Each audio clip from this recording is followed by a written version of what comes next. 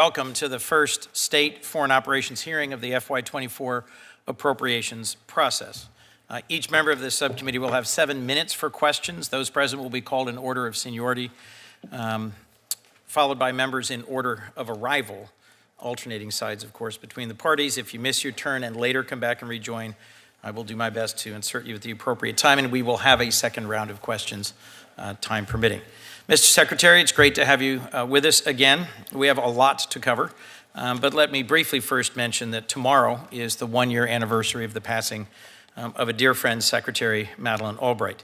I was pleased that we could honor her tremendous impact on U.S. diplomacy and national security in last year's FY23 SFOPS bill, and will continue to reflect our shared values through the work of the State Department. Thank you, Mr. Secretary, for what you're doing to keep alive her memory as someone who was a clear-eyed, high-spirited, and hardworking advocate for our unique role as the indispensable nation. I know that you and the President also believe in the importance, the centrality of bipartisanship in foreign policy. I am very fortunate to have Senator Graham as the ranking member on this subcommittee and strong subcommittee membership on both sides of the aisle. I am confident we can forge and maintain bipartisan support to address the most critical challenges facing us and to advance America's interests, including supporting Ukraine's determined fight against Russian aggression, countering the threats posed by China, and leveraging our trade tools in the private sector to drive our core economic interests. Good morning. We have made real progress together to advance our national security priorities over the last 2 years. This subcommittee has provided you and the President with the tools you need to lead the international community in unwavering support of the Ukrainian people. We've recognized the need to enhance U.S. competitiveness globally using our diplomatic and developmental tools, especially to address the coercive influence of authoritarian states like the PRC in Russia. We've worked closely together to help you strengthen the State Department workforce, provided additional flexibility, increased funding, and worked to expand the U.S. presence overseas accordingly, including in the Indo-Pacific. We've addressed the impacts of an unprecedented number of globally displaced people, roughly 100 million so far, and an ongoing global food crisis. And we reaffirmed U.S. multilateral engagement by enabling you to rejoin UNESCO and increased investments to support Americans seeking entry-level and leadership positions in international organizations. But we face enormous challenges. Vladimir Putin continues his barbaric assault on Ukraine. The PRC, through misinformation and expanded diplomatic, developmental, trade, investment efforts, seeks to reshape the global environment, challenging our core interests. There are the ongoing impacts of climate change, including increased water and food insecurity that are driving mass displacement and fueling instability, and a sustained global trend of democratic backsliding. We need to be proactive and use every tool at our disposal to get ahead of these challenges. Your task is daunting, and my message to my colleagues is simple. We can't do more with less. We must increase our investments in our diplomatic and development tools if we want to strengthen our national security. That's why I'm encouraged by the FY24 budget request for the State Department, USAID, and related agencies. It is an ambitious request, but the challenges of our time demand no less.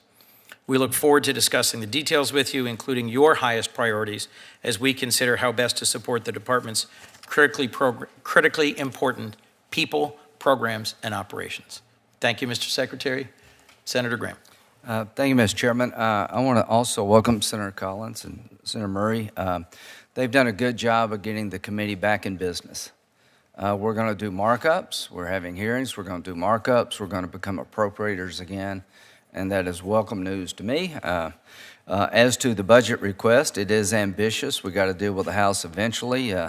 11% increase. I don't think the market will bear that, but we'll do the best we can. I consider this account to be national security in another form. Soft power to me is just as important as hard power, and many times even more important. We're dealing with real threats out there. Countering China is one of them. A $13.1 billion mandatory spending request in his budget is not going to fly. We need to appropriate money directly for China, but it will not be in a mandatory spending construct like it's been created, but I want to work with you, Mr. Chairman, and the Department of coming up with some funds to counter China throughout the world, particularly in their backyard. Bottom line is we will get it done. We always do. I enjoy working with you. Taiwan, there's nothing in the budget specifically for Taiwan. Senator Menendez and I and many others have tried to create a $2 million allocation for Taiwan's defense needs, and I think we need to actually put money directed for Taiwan's defense needs in this markup when that time comes. But, Ms. Secretary, I want to say this to you and yours. You serve in very dangerous places without a lot of military support at times. The military gets a lot of credit, and they deserve it, but our men and women in the State Department, they're heroes in their own way, and I appreciate what they do for our country. Thank you, Ranking Member Graham. It's my understanding the Chair and Vice Chair did not want to make opening statements. I do have one, but I can wait for that. Are you okay with waiting for the Secretary? Mr. Secretary, if you would please proceed. Thank you very, very much. Chairman Coons, Ranking Member Graham, very good to be with you. Chair Murray, Vice Chair Collins, to all the committee members here today, thank you for this opportunity to speak with you about our proposed FY24 budget for the State Department and USAID. And I think as you've both laid out in different ways, we are meeting at an inflection point. The post-Cold War era is over, and there is an intense competition underway to shape, to determine what comes next.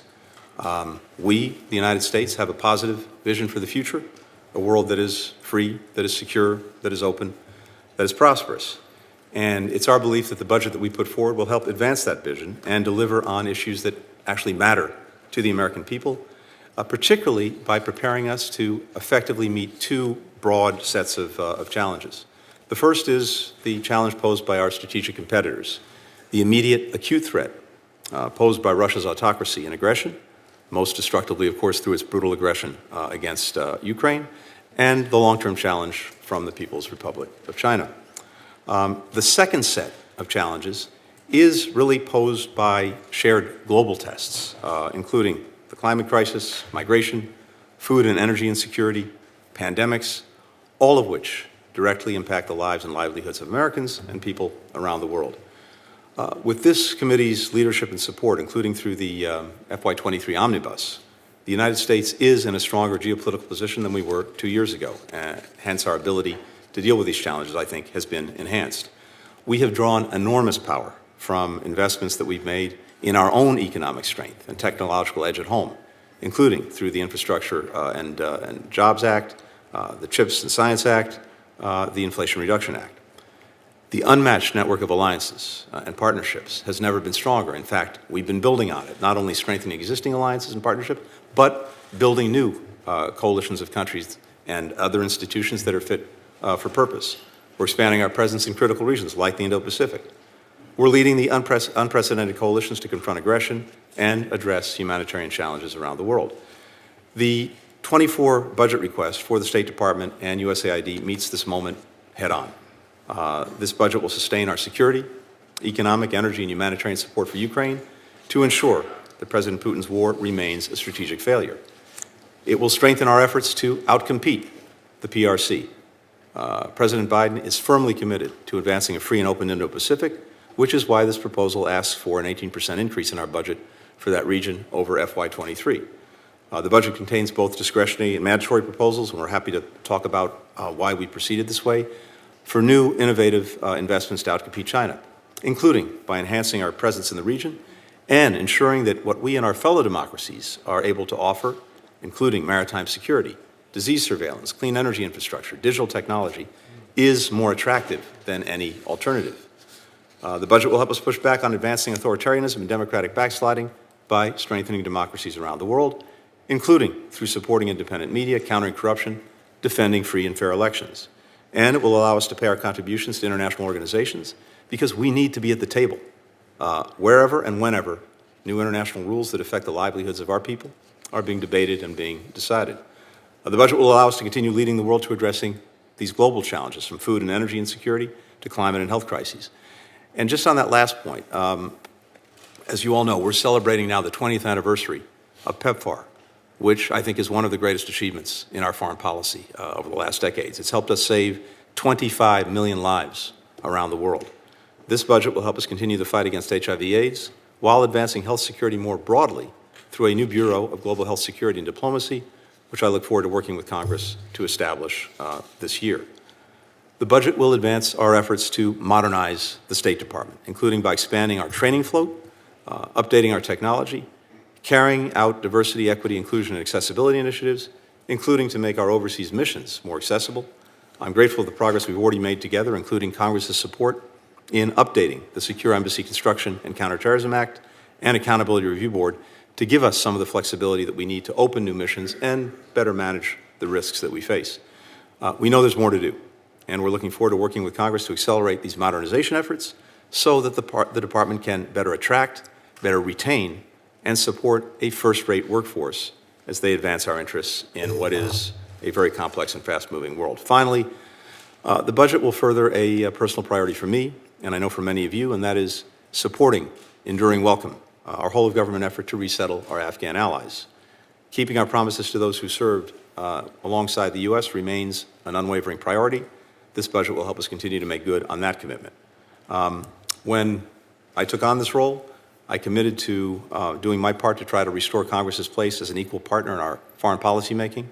I'm determined to continue to do that and very much appreciate the work that we've been able to do with this committee over the last couple of years and look forward to the work ahead. And with that, I welcome any questions. Thank you. Thank you, Mr. Secretary, for that brief but a broad review of the challenges we face and the leadership that you've shown at the helm of the State Department. Let me open with a question, if I could, about the workforce. I've had the opportunity to visit State Department employees around the world in lots of difficult and dangerous places, and like I believe all my colleagues, I'm uniformly impressed with their skills and their determination. If we're going to achieve our national security objectives, it's critical to ensure our diplomatic corps is putting the right people with the right tools and the right resources and training in the right places to carry out their work. We worked together, Senator Graham and I, to ensure that last year's bill delivered on that goal, but there is more to be done. What are the most critical workforce and other investments needed to strengthen the department to meet the challenges confronting us today and to have the flexibility to meet emerging challenges in the year ahead? Yeah. Very much appreciate that question, Mr. Chairman. And really, it does come down to us, to people, to resources, and in some cases to some authorities. What you'll see in the budget is a proposed hiring increase for another 500 new employees to fill some of the staffing gaps that we have and that I can go into more detail on. We need more people to address some of these emerging priorities and emergencies. That includes, for example, a couple of hundred new consular positions. I know you're all seized with some of the challenges that consular affairs has experienced over the last few years because of COVID. We have been building back in a very significant way, but we need more work there and we need more resources there. So the budget proposes that.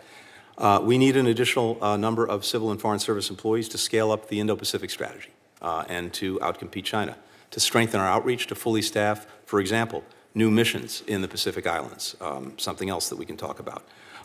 We want to make sure that we are building on something that's been a terrific innovation that's been supported by this committee, and that is having additional positions so that we can increase our float, which enables us to pull people out of their day in, day out and allow them to have career-long training so that they can keep their skill set fresh, in fact, get new skills as they go along, for example, by coming here to spend time, by going to an academic institution, et cetera.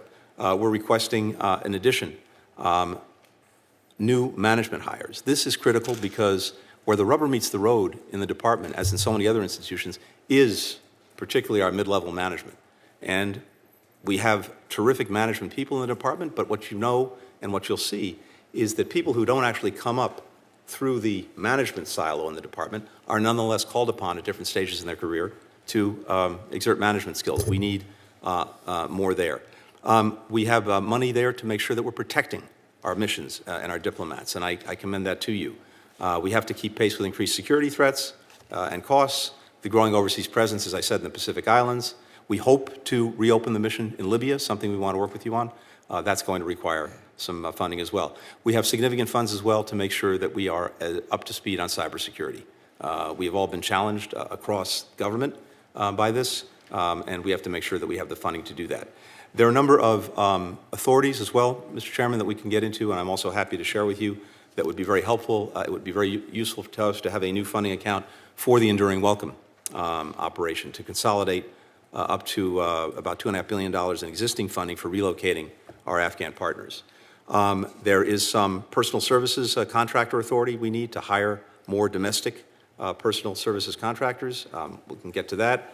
Some special immigrant visa adjustments, again, to make sure that we're making good on our commitments to our Afghan allies. And then I would just cite one last thing. There's more to be said, but you touched on this. I think it's very important for us to be able to pay our multilateral commitments. And this is not a gift to these institutions. It's not saying that these institutions are perfect or don't need a lot of work. It is saying that when we're not at the table, then usually someone else is, and probably not in a way that advances our interests and values. And particularly in institutions that are actually having a real impact on, in windowless rooms that people don't see, in shaping a lot of rules and a lot of norms and a lot of standards. For example, the way technology is being used, we need to be there. And part of being there sometimes is paying our dues. The other thing that happens in these institutions, we are the largest actually contributor to the UN system. And yet, when we're in arrears, our competitors and adversaries point to that and say, the United States isn't serious about it. So I hope we can do the best possible on that. I very much believe we should be back in UNESCO. Again, not as a gift to UNESCO, but because things that are happening at UNESCO actually matter, and we're not there, we're not shaping it. They are working on rules, norms, and standards for artificial intelligence. We want to be there. They are doing the same thing on education curricula around the world. China right now is the single largest contributor to UNESCO. That carries a lot of weight. We're not even at the table. It's important that we get back there. Thank you. Thank you, Mr. Secretary, both for that answer and for your leadership across those different issues. You mentioned at the conclusion of your introductory statement, Operation Enduring Welcome. I'd just be interested in a brief update on your efforts to review and identify any lessons learned on Afghanistan so far. Thank you very much. Yes, one of the things that was very important to me was that we conduct an after-action review of the State Department's role and execution of the withdrawal from Afghanistan. And we initiated that review. We brought in very experienced people, including one of our most senior retired diplomats to conduct it. They conducted many interviews, reviewed many documents, and have produced a, I think, important report that looks at what we did right, what we did wrong and could do better. And other agencies, as you know, have been doing the same thing. We've now been spending time putting all of this together to make sure that we look at some of the common lessons learned, especially where there's overlaps.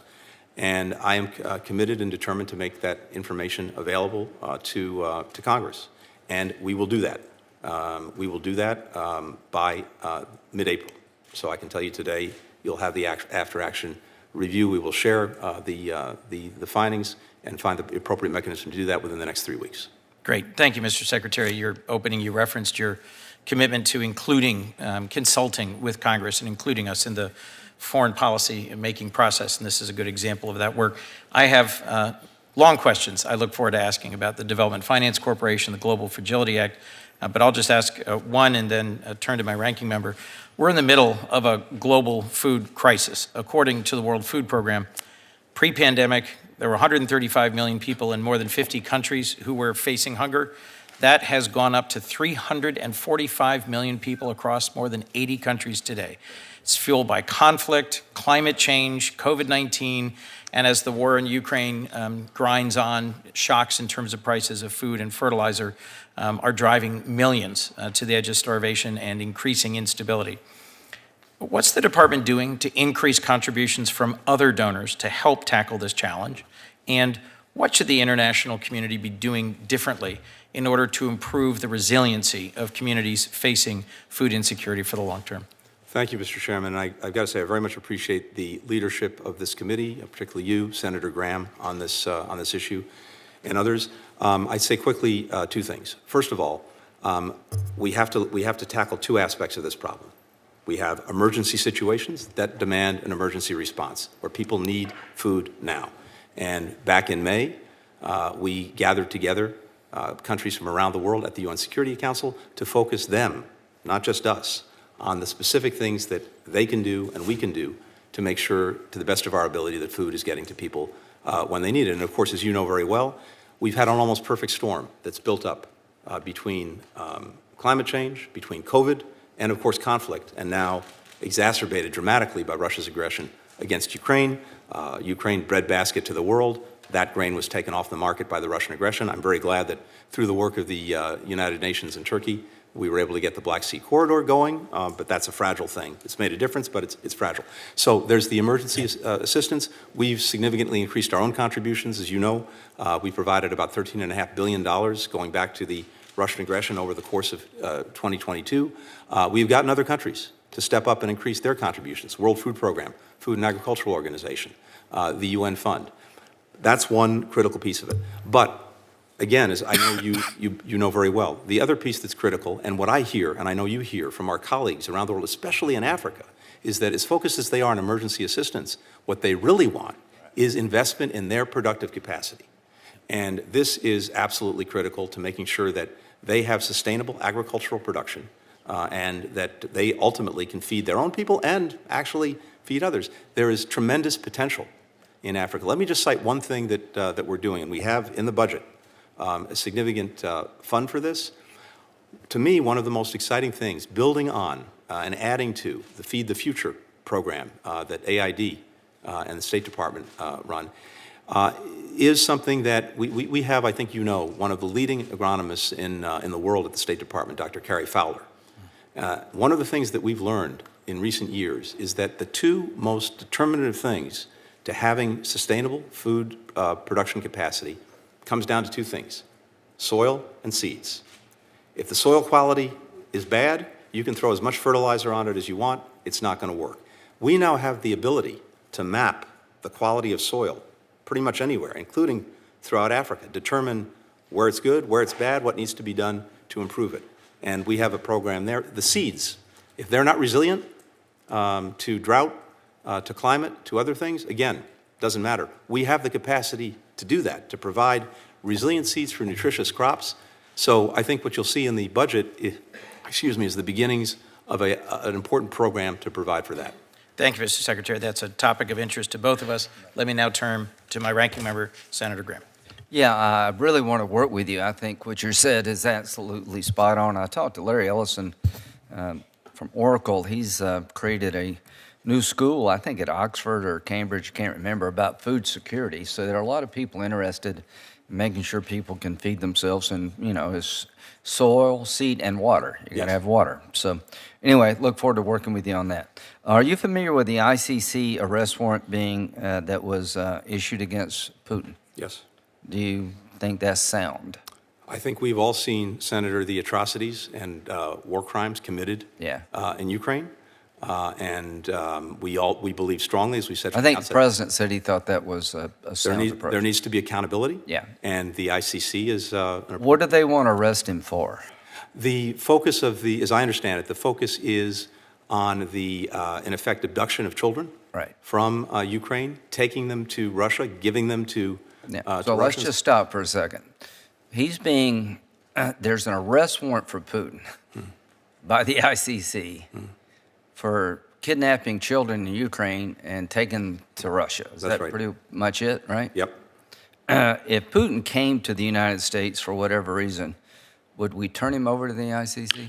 Well, I can't get ahead of that because obviously I have to look at the laws and rules. As you know, we're not actually a party to the ICC, so I don't want to engage in that hypothetical. But I would encourage you that if he came here, we should turn him over.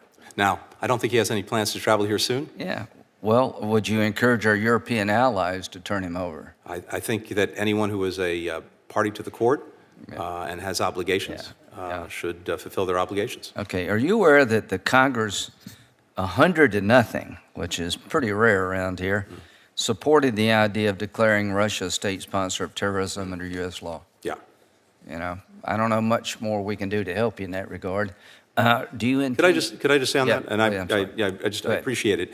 Look, we have, as you know, multiple designations that focus on Russia's war crimes, atrocities, et cetera.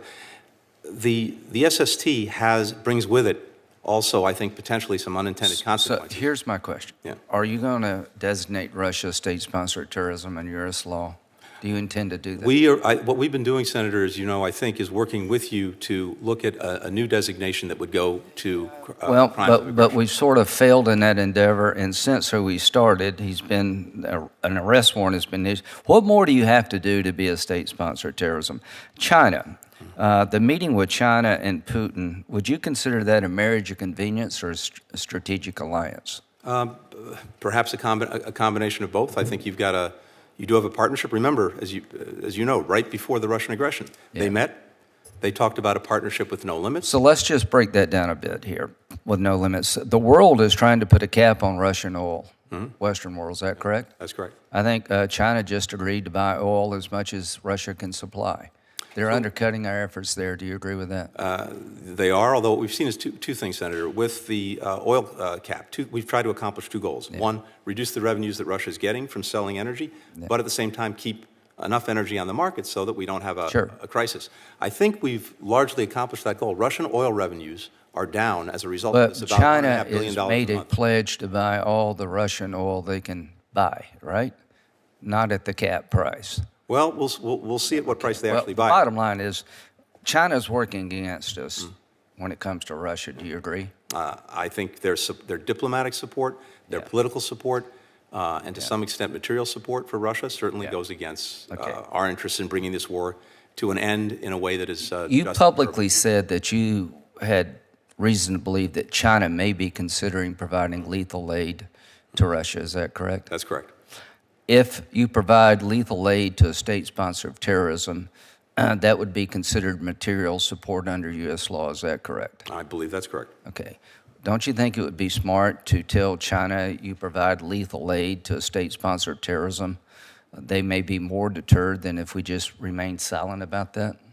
Senator, I've shared directly with my Chinese counterpart the serious problem that China providing lethal material support to Russia for Ukraine. Do you think it's working? Do you think they'll provide aid? As we speak today, we have not seen them cross that line. So my point is that we made a mistake, I think, by not having pre-invasion sanctions. We should have supplied more weapons to Ukraine before the invasion to deter the war. We're a tipping point here. China is openly embracing Russia. They're undercutting everything the West is trying to do to isolate Russia. They're buying unlimited oil. I think now is the time, Mr. Secretary, to label Russia state sponsor terrorism, because they are, up the ante if China wants to continue to help Russia. Would you at least consider that as a deterrent possibility? We want to look at every reasonable deterrent, but again, when it comes to the SST, and we should talk about this further, I think there are better ways to get at the same thing. Whatever those ways are, we're over a year into this thing. Let's do something. And I'm just going to tell you, as a friend, I like you, I've tried to work with you. I'm not going to sit on the sidelines any longer and see Russia not labeled for who they are. They're terrorists. They're wreaking havoc all over Africa. We just got back from Africa. The Wagner Group, Russia committed immense war crimes in Syria. This is just their modus operandi. They just bomb the hell out of people, terrorize people, use rape as a weapon of war, and it's now time to stand up and say, you are a terrorist state under U.S. law, and I think the sooner we do that, the better. Let's go to Mexico right quick, and I'll try to keep within my time, go over a couple of minutes. Are there places in Mexico that the government of Mexico does not have control? I think you see significant insecurity in parts of Mexico. Well, my question is, are they ungoverned? Are there places? That there are individual places, communities where are there drug cartels in control of parts of Mexico, not the government of Mexico? I think it's fair to say yes. Okay.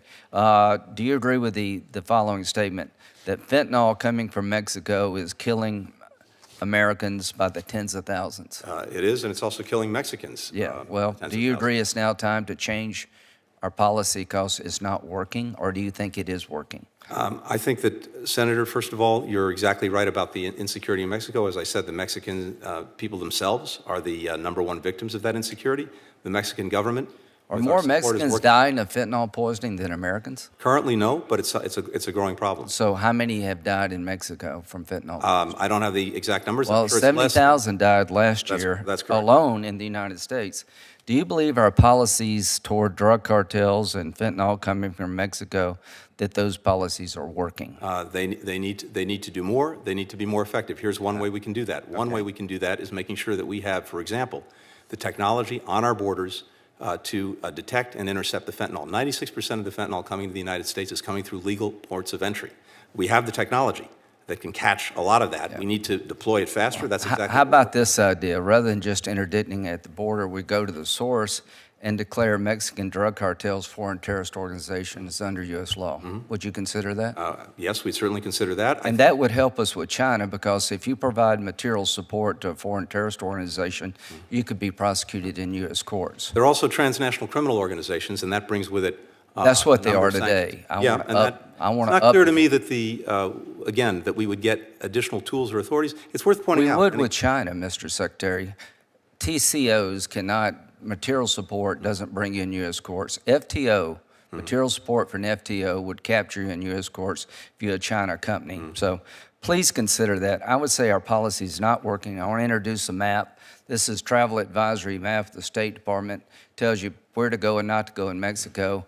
The red is getting redder, and Ms. Secretary, enough with Mexico. Obrador is going to call Xi, great. I'm not looking for a phone call from Mexico. I'm looking for action on their part. I'm willing to do a planned Colombia-type effort with Mexico, but I'm going to put the Mexican government on notice and your department. When it comes to the poisoning of America, we're going to take different action because what we're doing is not working. And this is not a confrontational statement. It's a statement of fact.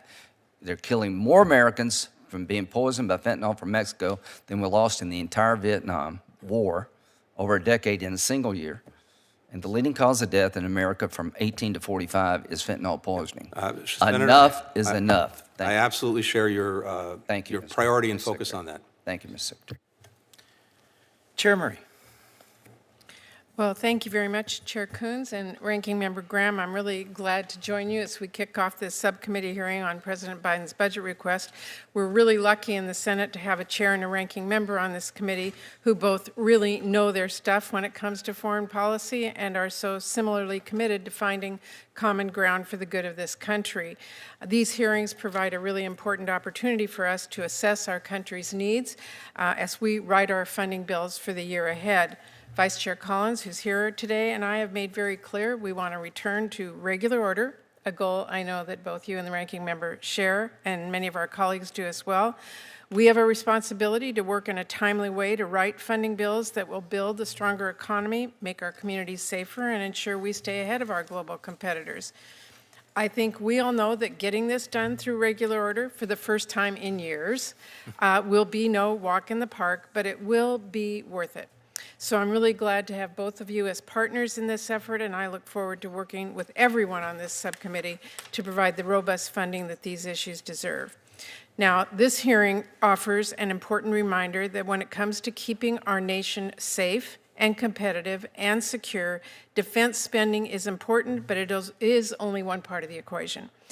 After all, our strength here at home and across the world isn't just measured by the strength of our military, it is measured by our diplomacy, our influence abroad, and our strategic investments, which make the world, including our own nation, safer and more secure. And that is why boosting investments in non-defense discretionary spending is so critical, because we are weaker, our families are more at risk when we retreat from the world stage. And folks back home get that. They see every day how our world is more connected than ever and how crises on the other side of the world have ramifications for their daily lives, like when supply chains are broken and families can't get the products they need, or when small businesses and our growers are cut off from foreign markets so that they rely on to make a living, or when viruses spread undetected, leading to outbreaks and, as we know, pandemics, or when the world becomes more hostile to women as their rights are attacked and less freest democracies are undermined, or when families become refugees and flee their homes due to persecution and violence. The more we are engaged in the world now, the better we can address and prevent these challenges before they reach our door. But if we fail to invest in the State Department and the powerful diplomatic tools we have, if we don't keep our embassies well-staffed, Mr. Secretary, as you mentioned, if we don't invest in preventing conflict before it causes catastrophe and promoting stability with humanitarian aid and development, if we don't stand up for democracy and stand up to autocrats, and if we don't invest in global solutions to global challenges like food security and tackling the climate crisis, in short, if we stand down on the world stage, our adversaries and competitors will step up and fill that leadership void. We know China's already working to build relationships and alliances across the world by building infrastructure far beyond its borders. If we're going to stay competitive, we have to continue making smart investments that make our allies and our partnerships stronger. And we know a global challenge like the climate crisis cannot be solved through unilateral action. It can only be solved through global cooperation, and that requires leadership. Chair Coons, I really appreciate your leadership in focusing on how we must address the climate crisis on the world stage, because we are constantly seeing new, alarming examples of how the climate crisis poses an immense threat to global security and to our own national security. Water scarcity, food scarcity, extreme weather events don't just create humanitarian crisis in a vacuum. They can destabilize entire regions, threatening our own security. And we've also seen how Russia has tried to use energy dependence to strengthen its hand in its brutal war against Ukraine, which is just one more reason it is so important that we invest in global solutions to the climate crisis that allows our allies be less reliant on our adversaries for energy. At the same time, we have to keep in mind that when we strengthen our ties in Asia, when we support economic stability in Latin America, when we build up public health capacity in Africa, those investments pay dividends, including for all of us right here at home. And that's true for families across the country, and especially for my home state of Washington. My state is a hub of global trade, especially with Asia, and one of America's great gateways to the world. We welcome diplomats and have numerous consulates in our state. We welcome refugees and are one of the top 5 states when it comes to hosting families that have fled the conflict in Ukraine. And not only do we welcome students and workers and tourists, we engage with the world too, including the many Fulbright scholars and students and Peace Corps members who head out from Washington State to learn about other countries and cultures and build relationships and strengthen communities. Our investments in these programs help create a world that is safer and more open to Americans. So, Mr. Chairman, I will just end by noting the list of issues in this subcommittee are really critical for our nation, for our families, and they literally span the globe, but the bottom line is pretty simple. We cannot be a player on the world stage and keep our country safe and prosperous if we put ourselves on the sidelines. And there's just too much at stake in this moment to let that happen. We have to continue the work of leading a global coalition that holds Russia accountable for its cruel and unjust invasion of Ukraine. We have to continue standing with our Ukrainian allies, supporting refugees and providing the support they need, especially as we see China stepping in to grow its influence with Xi's visit to Moscow earlier this week. We've got to continue to be steadfast in our investments to counter these influences and continue to lead by example. So, Mr. Secretary, I welcome you here today. We look forward to working with you in the administration and working with my colleagues on this subcommittee on a bipartisan funding bill for next year that provides robust investments for the State Department so we can strengthen our ties, support our allies, and solidify our place as the leader of the free world. So I have used my 8 minutes. Thank you, I will Chair. submit my questions for the record, but Mr. Chairman, just let me say I'm following the subcommittee very closely and look forward to working with you on a bipartisan product for all of us to support. Thank you very much, Madam Chair, Madam Vice Chair. I am so excited by the drive, the energy, the leadership that you're delivering, and look forward to spending lots of time together on subcommittee hearings, on full committee hearings, on markups, and getting a work product out. And thank you for sharing with us the ways in which Washington, as I suspect we may now hear is also true for Maine, are parts of our nation that, although thousands of miles apart, share a common connection to the world, to global trade, and a connection to our security. Madam Vice Chair? Thank you very much, Mr. Chairman. I'm going to take the opposite approach of Chair Murray. I'm going to submit some comments for the record and go straight to questions. So it's as usual, we're complimenting one another. Let me start with Ukraine, Mr. Secretary. There are those who view our support of Ukraine as an either-or proposition for our national security.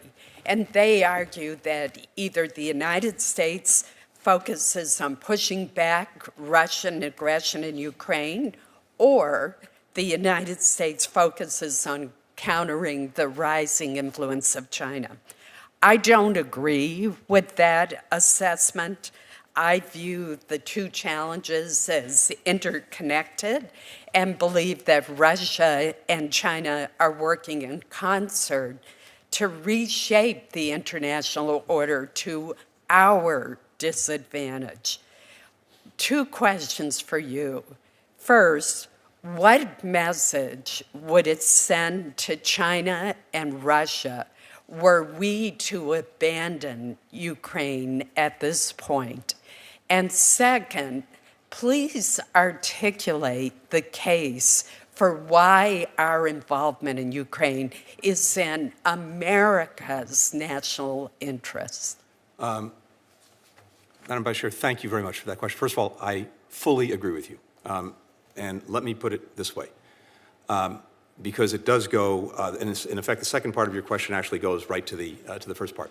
Why is this in our interest? Why is it profoundly in the interest of the United States to do what we've been doing, which is to continue to stand with Ukraine as it defends itself against this Russian aggression, to continue to exert pressure on Russia to end the aggression, and to strengthen our own alliance, defensive alliance, NATO, in case that aggression spreads? It's two reasons. Fundamentally, first of all, I think Americans do not like to see big nations bullying smaller ones. That's something that sticks in our craw, and we see the horrific abuses and atrocities that are being committed, and that's something that I think Americans focus on very intensely. But fundamentally, the reason is this. If we allow the Russian aggression in Ukraine to go forward with impunity, if we allow the very basic rules of the road for how countries relate to one another that were established after 2 world wars, and that focus, among other things, on making sure that countries respect the territorial integrity of other countries, respect their independence, respect their sovereignty. If we allow that to be violated with impunity by Russia and Ukraine, we open a Pandora's box around the world where would-be aggressors everywhere look at this and say, if they can get away with it, I can too. And that is a world of conflict. That is a world of war. That is a world that we've been in before. And we've had to come in and do something about it. But it's not a world that we want. So the stakes in Ukraine go well beyond Ukraine. And to your point, I think it has a profound impact in Asia, for example. Everyone is watching to see how we and the world responds to this aggression, and they'll draw their lessons from it. One of the reasons that there are so many partners involved in this from Asia is precisely because, even though this is happening half a world away, they see the stakes for them. One of the leading countries in our coalition to support Ukraine is Japan. South Korea is playing an important role. Australia is too, and they see the stakes. I think if China is looking at this, and they are looking at it very carefully, they will draw lessons for how the world comes together, or doesn't, to stand up to this aggression. Thank you. And let me encourage you and other members of the administration, including the president, to make that case to the American people much more forcefully so that we do not see this continuing troubling decline in public support for our efforts in Ukraine. It goes way beyond doing the right thing from a moral or humanitarian viewpoint. It's very much in our interests. Let me follow up to some extent on Senator Graham's questions on fentanyl. We recently had a tragic case in Maine where a 13-year-old girl with no history of drug abuse died from taking a pill that was laced with fentanyl. So this is a tragedy that affects each and every one of our states. The International Narcotics Control and Law Enforcement Account works to reduce the production and trafficking of fentanyl and other drugs through its drug supply reduction program. So the president's budget proposes $20 million for this program, which is only a $3 million increase above this year's level, despite the flood of fentanyl, the precursors of which come from China, go to Mexico, and then into this country to poison our people. So this disappoints me, and I will ask you, do you think you're requesting sufficient funding? If you do, what other measures are you taking to specifically address the threat of fentanyl flowing into our country? Thank you very much for that question, because I absolutely share the priority that you, Senator Graham, I think everyone on this committee is putting on this problem. And as Senator Graham rightly said, the #1 killer of Americans, 18 to 49, is fentanyl, synthetic opioids. And so this is, it needs to be a national priority. And I think the way that we're approaching this is really a whole of spectrum approach, by which I mean this. Obviously, we're doing work at home to try to reduce demand, protect our own people, get them the treatment and antidotes they need. But that's not the answer. What we have to, it's part of it, but it's not the answer. We talked a minute ago about border security and technology, where we can do a lot more to effectively intercept things coming into the country. But that's not enough. We have to be, and we are, working to disrupt the transnational criminal organizations that are engaged in moving this, making this stuff and moving this stuff. And we need to be working with, as we are with Mexico, to take down the labs, to take down the enterprises. And we need, to your point, to be more effective in preventing the diversion of illicit precursors into the illicit fabrication of synthetic opioids like fentanyl. So we've done a number of things to intensely focus on this. With Mexico, we actually are working in very close collaboration. They have now, over the last year, arrested dozens of first and second tier transnational criminal organization leads. They've seized record amounts of fentanyl, but it's a huge C. But that's going up. They've disrupted production facilities with our assistance. We have our financial intelligence unit working with theirs to disrupt the financing of these networks. And we have now, as a result of work that I did with my colleagues, a joint synthetic drug action plan with Mexico that expands cooperation with them, from law enforcement to the regulatory agencies in Mexico to the trade and health organizations that are really important. Second, more broadly, for the first time, I just came a couple of months ago from the G20 foreign ministers meeting in preparation for the leaders. For the first time, the United States got this on the full agenda of the G20. So these are the most important economies in the world that have a real role and stake in different ways in this. And we'll be establishing a working group in the G20 to work on this. Third, from the perspective of the State Department as well, one of the things that we're working on is building a coalition on a voluntary basis at first to tackle another aspect of this problem. That's the illicit diversion of legal precursors. This is a big problem, as you know. There are things that we can do much more effectively: sharing information, labeling, putting in place know your customer protocols around the world, including with China, to make sure that companies that are, again, involved in the production of perfectly licit precursors do not have them diverted into the fabrication of synthetic opioids. So all of that, we're coming together. Now, as to the resources, Madam Vice Chair, very happy to work with you very closely to make sure that we are properly resourced for this. I could not agree with you more. This is a #1 priority. Thank you. Thank you, Madam Vice Chair. My strong suspicion is that an amendment to increase the funding would get unanimous support. Senator Shaheen. Yes, I'd be happy to co-sponsor it.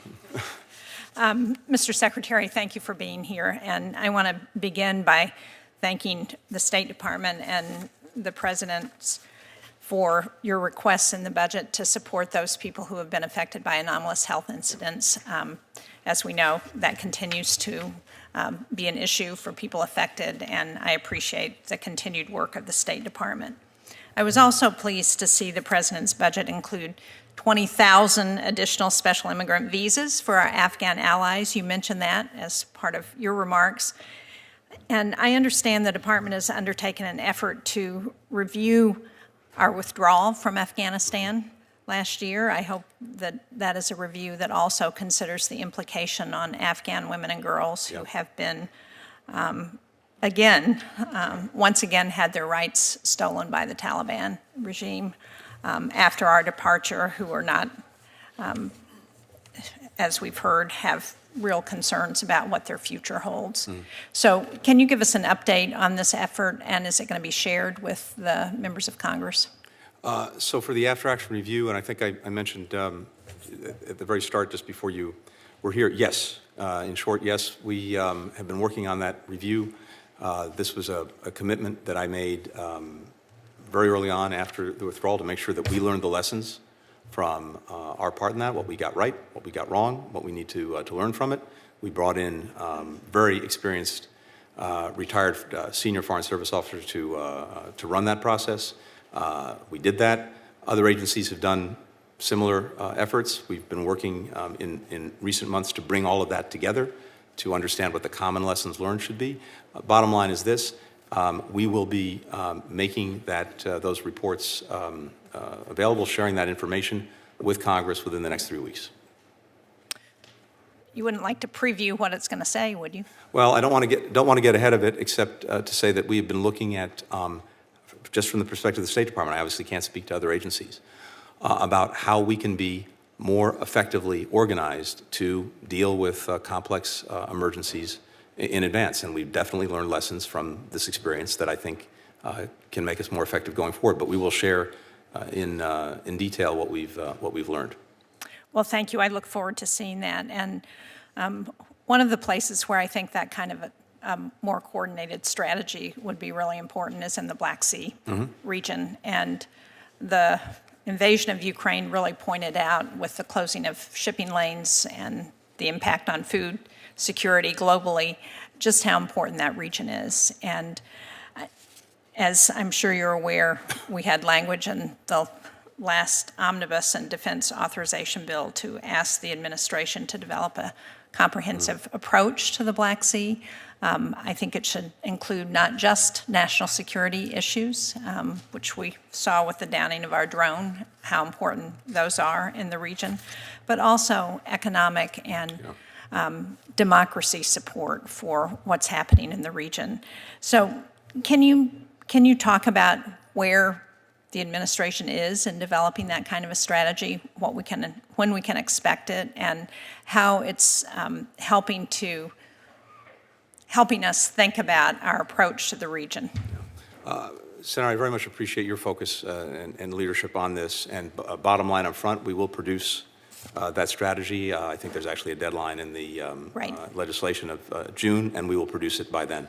And I couldn't agree with you more. It requires, and we're focused on, a much more comprehensive approach to the Black Sea region. As you know, larger than California. It's got 6 countries on its coast. 3 of them are NATO allies. Others, like Ukraine, are obviously important friends to the United States. And to your point, the strategy will focus not just on the security aspects, but on promoting political engagement, on promoting economic cooperation, including strengthened energy security, which is critical to all of these countries in a variety of ways, as well as building democratic resilience because they're in a challenged neighborhood. And one of the things that we've done, and the reason we want to make sure that we get this right, is we have gotten inputs from some of these countries. We want to make sure that they're factored in to our strategy. For example, our Romanian colleagues have done, as you know very well, have done a lot of thinking and brought a lot of focus to this. They shared with us their own views and plans, and that's something that we're factoring in. Bottom line, though, is we'll have it to you by June. Well, I can tell you I was in the region in both Romania and Georgia the end of February, and there was a great deal of interest in the fact that we were beginning to think about that region more comprehensively and really looking also at the economic potential that's there. In Georgia, they're looking at what they're calling a middle corridor that would provide an opportunity to get around Russia in terms of energy. And I think as we look at countries like Georgia, where I'm disappointed by some backsliding in the government, but where the people are very clearly committed to looking towards Europe, to looking at NATO, we need to think about how we can better support them. Our ambassador there, Ambassador Degnan, has done an excellent job, but Thank you. as I was saying to the chairman, thinking about where we put a development finance corporation office in that region, Georgia, I think has some real potential for that, is something that could be very important. Let me just end by going back to the fentanyl question, because it's been such a huge issue for us in New Hampshire and for everybody, I think, on this committee. We passed, Senator Portman and I worked on legislation called the Fentanyl Results Act to try and give the State Department more resources to work with other countries who might want to help us address fentanyl coming into the United States. Are there resources you need to do that legislation? And if so,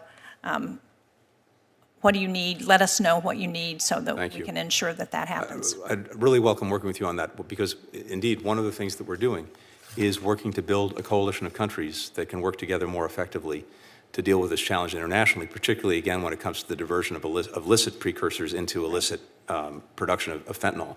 We've started to do that, as I mentioned, at the G20, but there may be other ways that will be effective in building that out that may require some additional resources. It'd be great to work with you on that.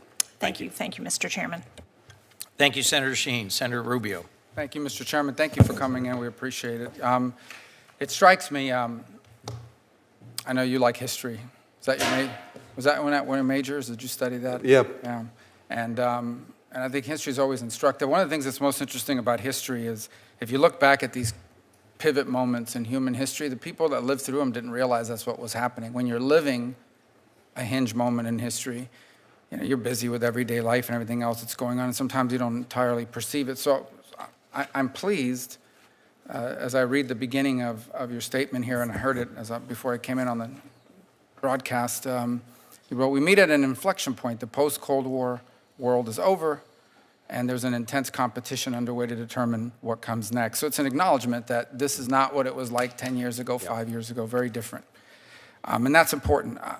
I would argue that we're beyond simply a competitive, and I understand why we talk about strategic competition. And I don't say this with any joy in my heart, but simply because it's sort of par for the course in human history. I think we're entering perhaps the beginning of a period of conflict, which doesn't necessarily always mean military conflict, but conflict nonetheless. We have an all-out war in Europe. That's most clearly a conflict, and it's been a globalized one. People call it a proxy war, but it's been globalized.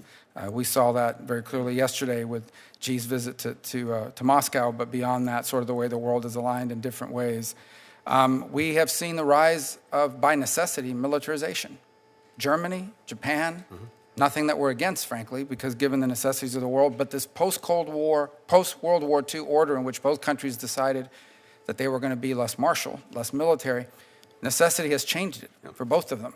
A positive development for our alliance, but nonetheless a reality. We have these 9 Eastern European countries that are even more hawkish than the rest of Europe. Geography puts them right at the edge of Russia's aggression, when they can see very clearly what's happening. We have the very clear outlines of this emerging conflict. The U.S., the West, the democracies in an alliance, the China-Russia alliance, they don't want to call it that, but that's what it is, in conjunction with others like Iran potentially participating as well. And then these dozens and dozens of developing so-called non-aligned nations all trying to cut deals for themselves. We saw that with Saudi Arabia, you see it throughout Africa, et cetera. And then on top of that, in this emerging block of 2 nations, it's not simply these military alliances. We're seeing the rise of alternatives to the SWIFT banking system, to the U.S. dollar, ways the growth of countries that now have a vested interest in figuring out how to evade sanctions.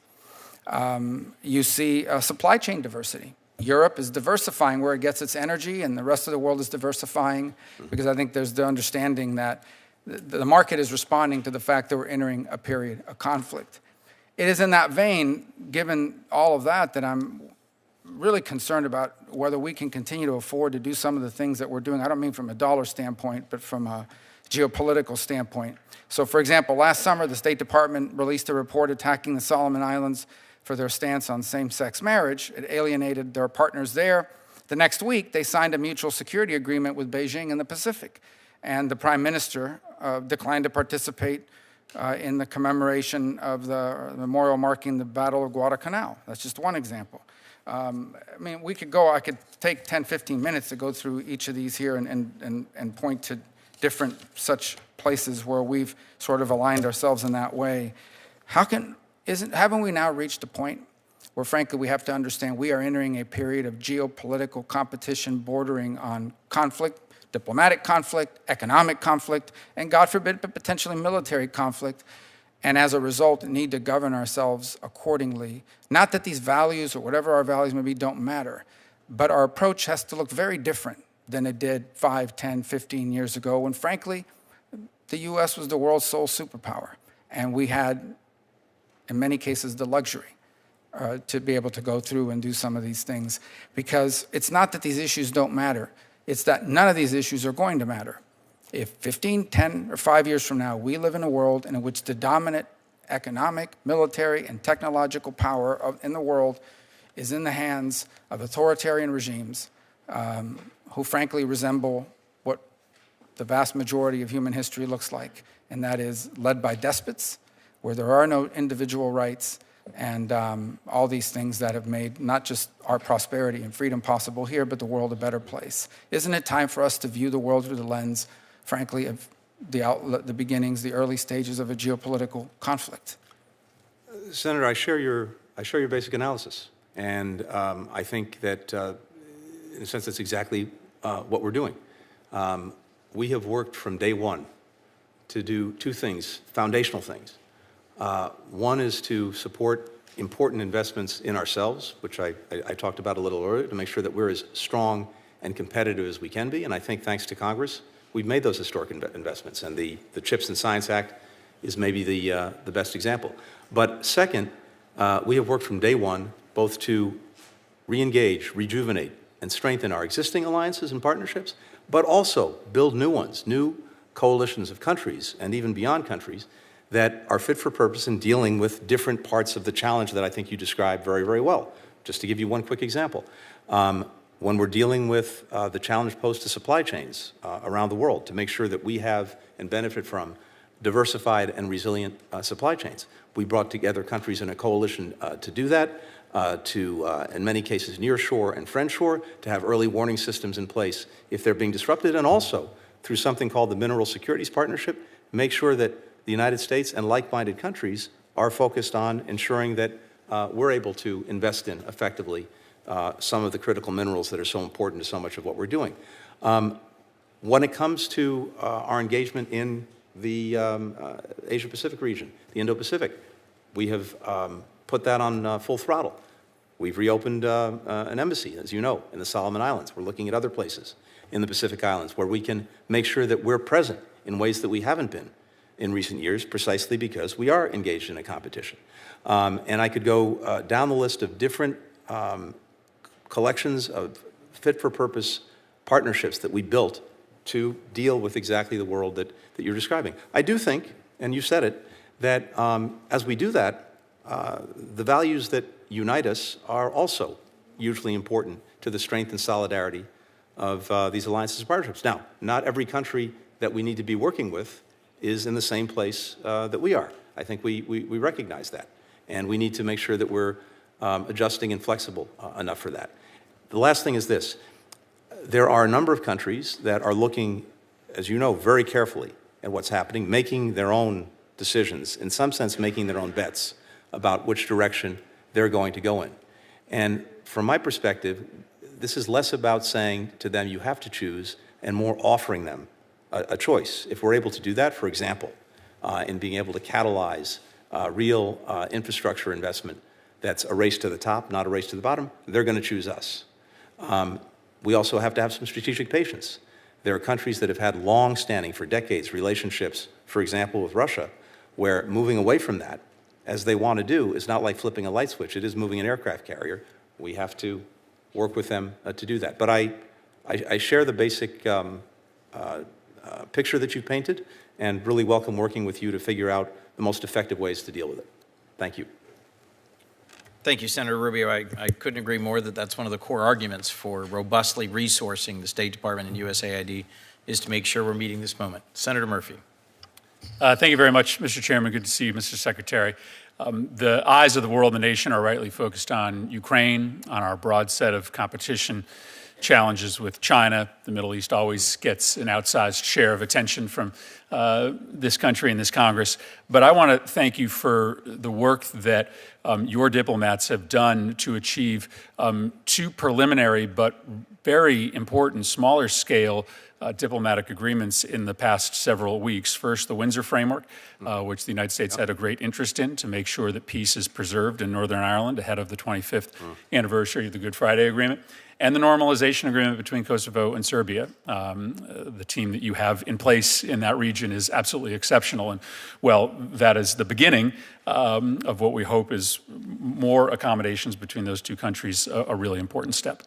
So I just wanted to congratulate you and your team on the work that you have done on those two important achievements. I want to turn your attention to the Global Engagement Center because this is something you and I have talked about, and I appreciate the fact that we have continued to scale up the size of the Global Engagement Center and that your budget requests another double-digit percentage increase.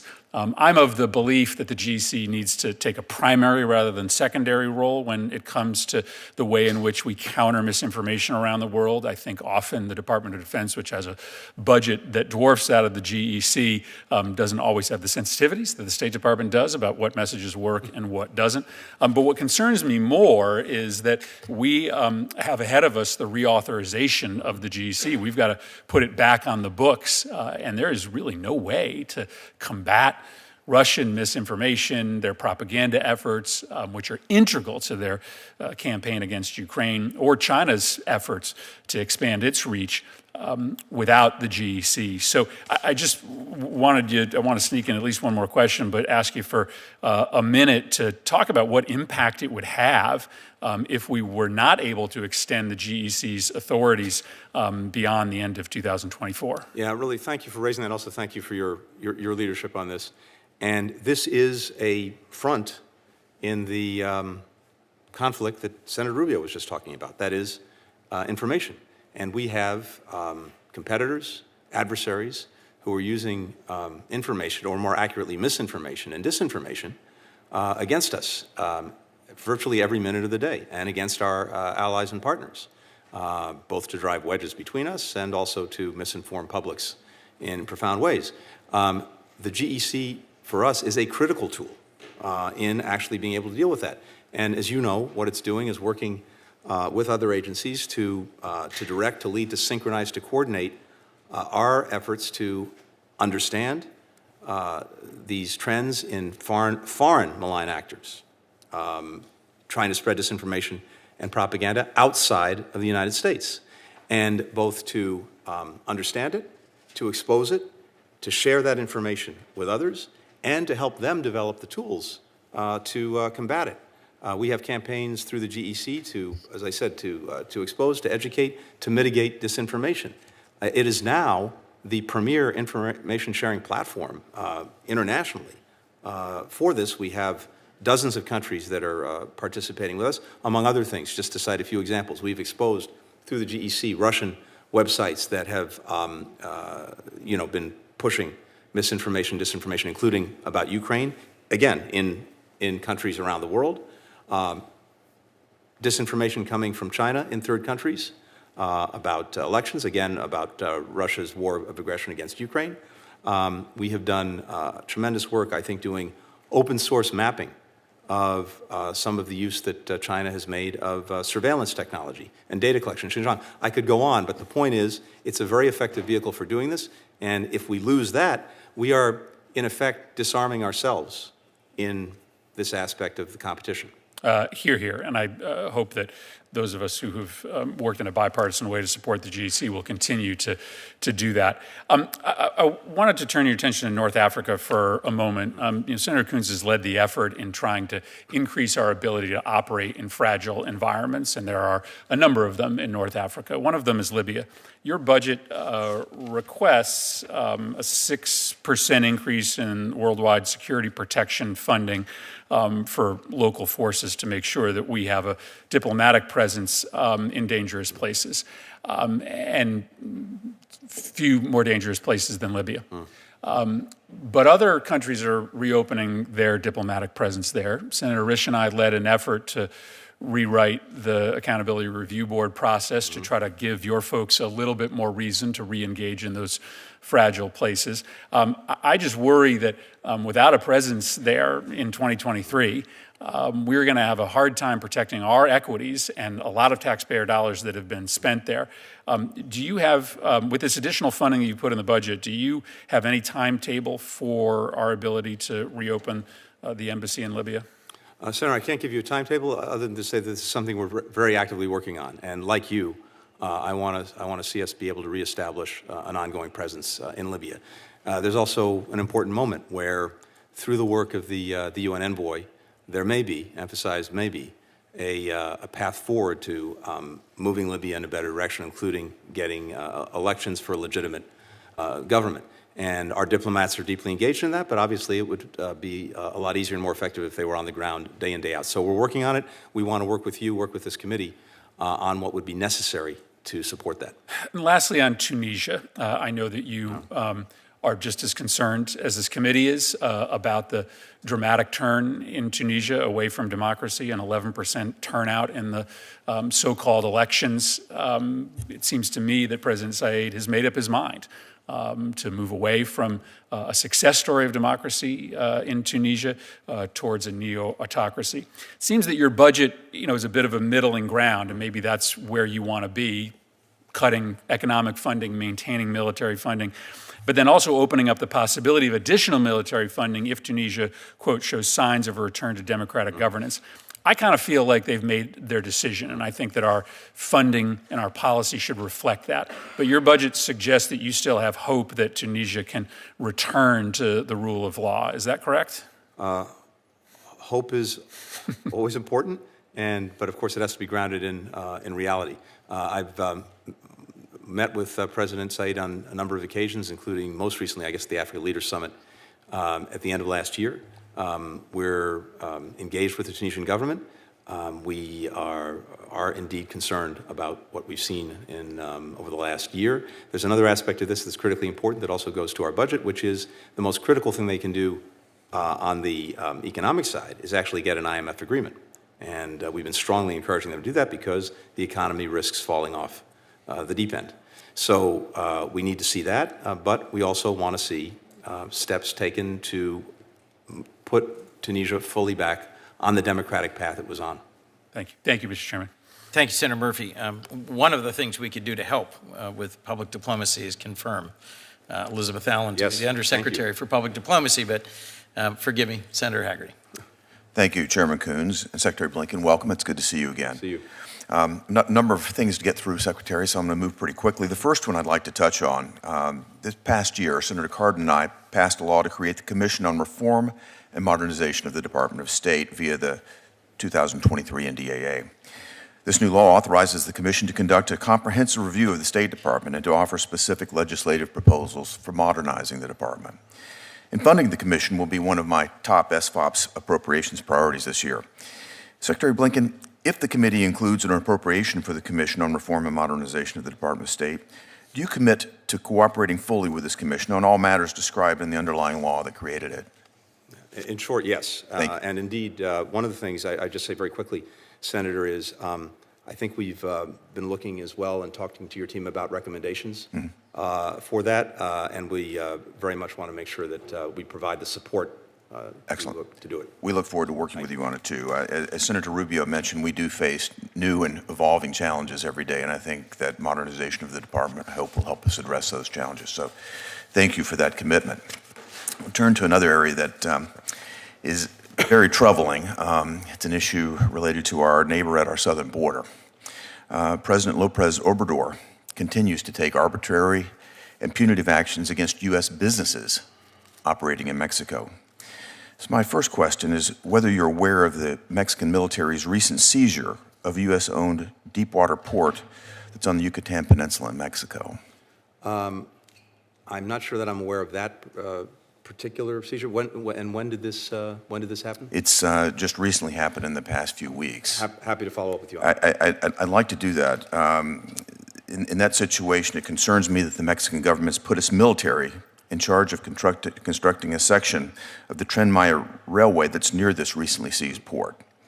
And the bigger concern is the fact that China may be involved in building sections of that railway. The Chinese have bragged that the China Communications Construction Corporation is heavily involved in providing key materials for the railway. You probably are aware. Just if I could ask, just as a point of information, there is the case, and I'm not sure if this is the same one, of Vulcan Materials. That's the case. Yes. So I'm sorry, I didn't associate. Yes, that I am aware of, and share the concern about that. And we have been asking the Mexican authorities, local authorities as well as national authorities, about the military and police presence there. So this is of deep concern. I think as a practical matter as well, cases like this can very negatively impact Mexico's efforts to attract future investment from the United States absolutely. Or from, any other countries. So yes, I'm sorry, I didn't... No, I think that's a grave concern, as you just described, that Mexico would take this sort of arbitrary and very detrimental action against U.S. assets. I mean, the rule of law is critical to the relationship, and I am just shocked that President López Obrador is operating in this manner. I think the even deeper shock, though, is the concern that Chinese company is involved in building this section of the railway nearby.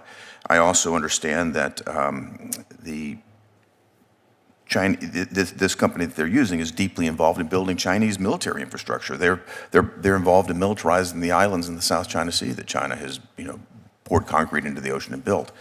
I think the other thing I hope we can investigate is whether the Chinese are involved in financing this. There are deep concerns there where you've got potentially Chinese companies working with the Mexican military to take adverse actions on U.S. assets, and in particular, seizing a deepwater port in that location. I'd be interested in your opinion whether this would be in the interest of the Chinese Communist Party to have control of this port. I think it theoretically would be, and it would certainly not be in the interest of Mexico. One of the things that we've worked actively with Mexico on is making sure that in other areas, for example, in the telecom sector, that they focus on making sure they have trusted vendors engaged in their system, because we know the challenges to their own sovereignty when you don't have a trusted vendor in your telecom system. And this is something I must say that President López Obrador seems seized with, but I'd welcome, first of all, making sure we have all the information that you have about this particular case and sharing with your team what we know. We'll exchange information, and we may even have an opportunity to discuss it further this afternoon in the SFRC. I'd like to turn to another area, and that again relates to China and the situation with Taiwan. In 2023, this year, February, CI Director Burns said that as a matter of assessment, China seeks to be capable of conducting an invasion by 2027 if so ordered. Do you agree with Director Burns' assessment? I agree with his assessment, yes. The time is not on our side, Secretary, especially when we have a $19 billion arms backlog to Taiwan. That's why I was proud to contribute to and vote for the Taiwan Enhancement Resilience Act, TERA, the Security Assistance to Authorization Law that Senators Bob Menendez and Jim Risch passed into law via the 2023 NDAA. The bipartisan Menendez law annually authorizes as much as $2 billion in grants, foreign military financing to Taiwan between now and 2027. I was deeply disappointed, however, to see that the president's proposed budget this year included only $113 million in new FMF lines for emergency foreign policy priorities, far short of the $2 billion target. Of this $113 million, the president's proposed budget assumes a mere $16 million as a baseline for foreign military financing in the Indo-Pacific. So my question, Secretary, is why did the State Department's budget request for foreign military financing exclude funding for this bipartisan law? Well, Senator, as you point out, we do have, as part of our request, the Emerging Priorities Fund globally, which, as you rightly said, is about $113 million in the budget. When it comes to Taiwan, FMF is one tool. We appreciate the authority. We also appreciate the drawdown authority, which we're looking at. But we have looked at how we can be most effective in supporting Taiwan and its defense. As you know, the State Department has notified just over the past decade or so, nearly $40 billion in foreign military sales to Taiwan. Going back to just between 2019 and today, it's been about $21 billion.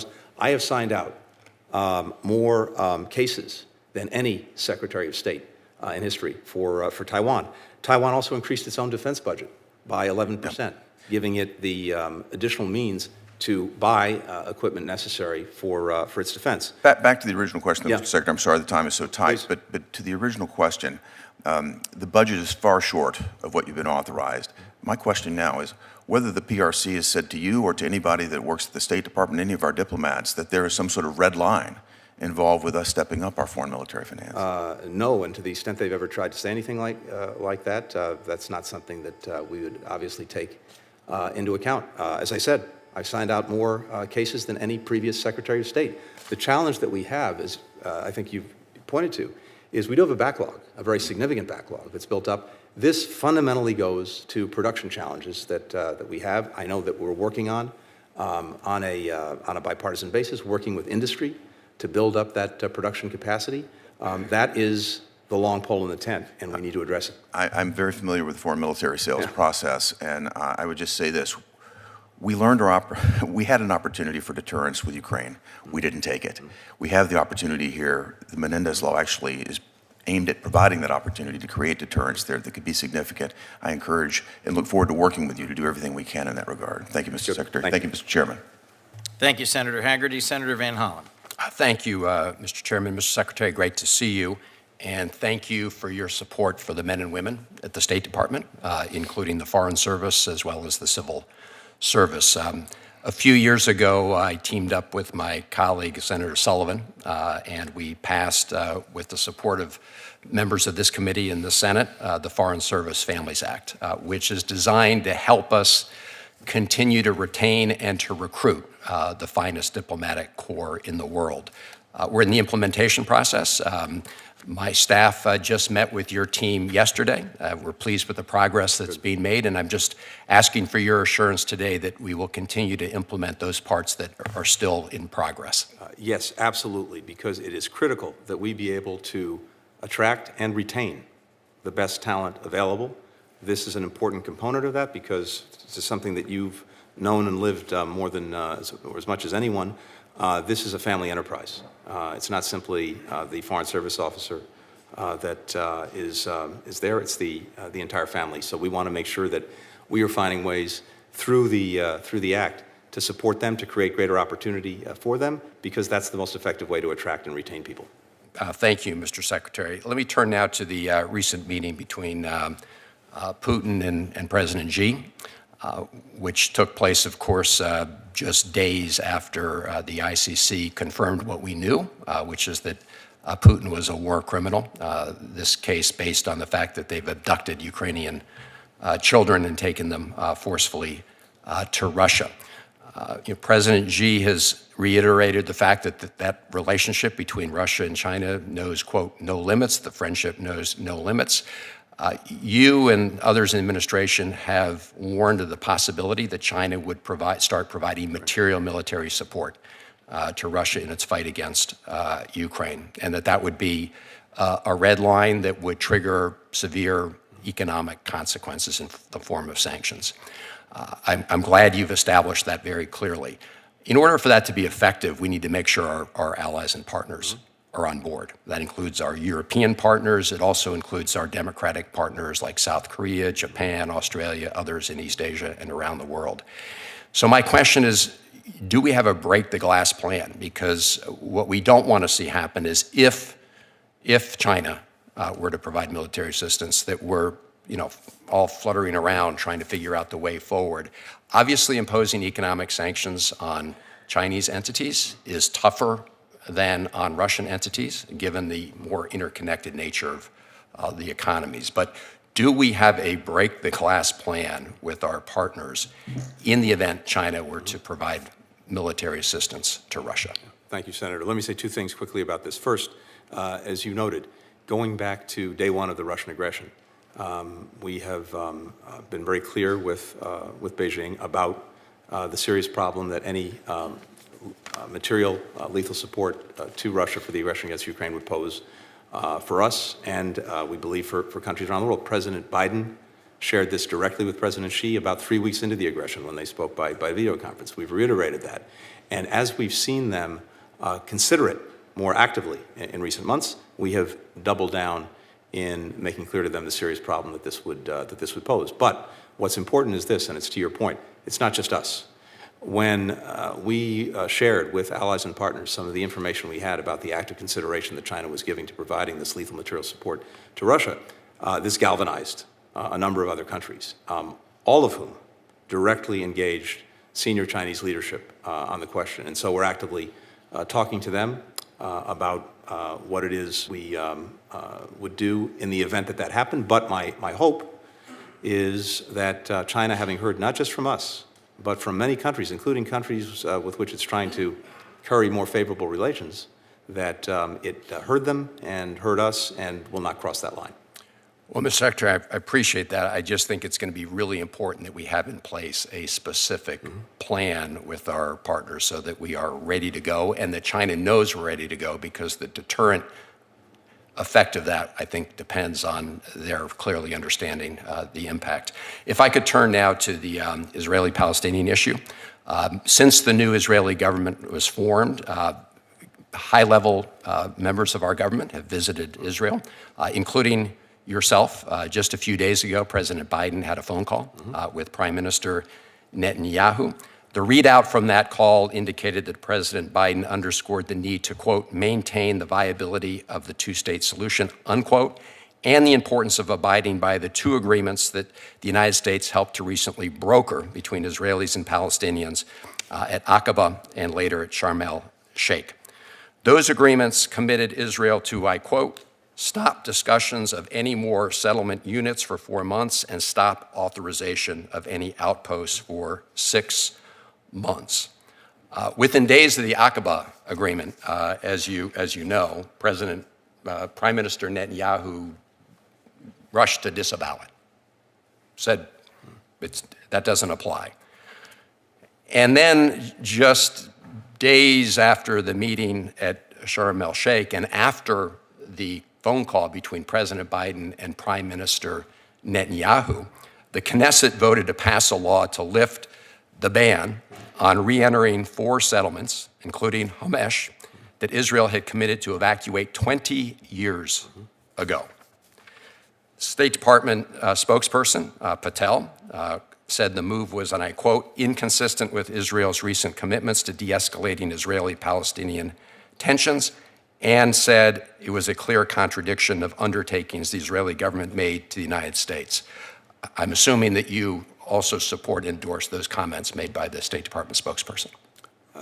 Senator, I do, but it's also based on what we hear, and I've heard directly from Israeli leadership as well as the Palestinian Authority about the desire for both sides to see the violence that has reached record levels in recent months de-escalate and to try to get a period of calm.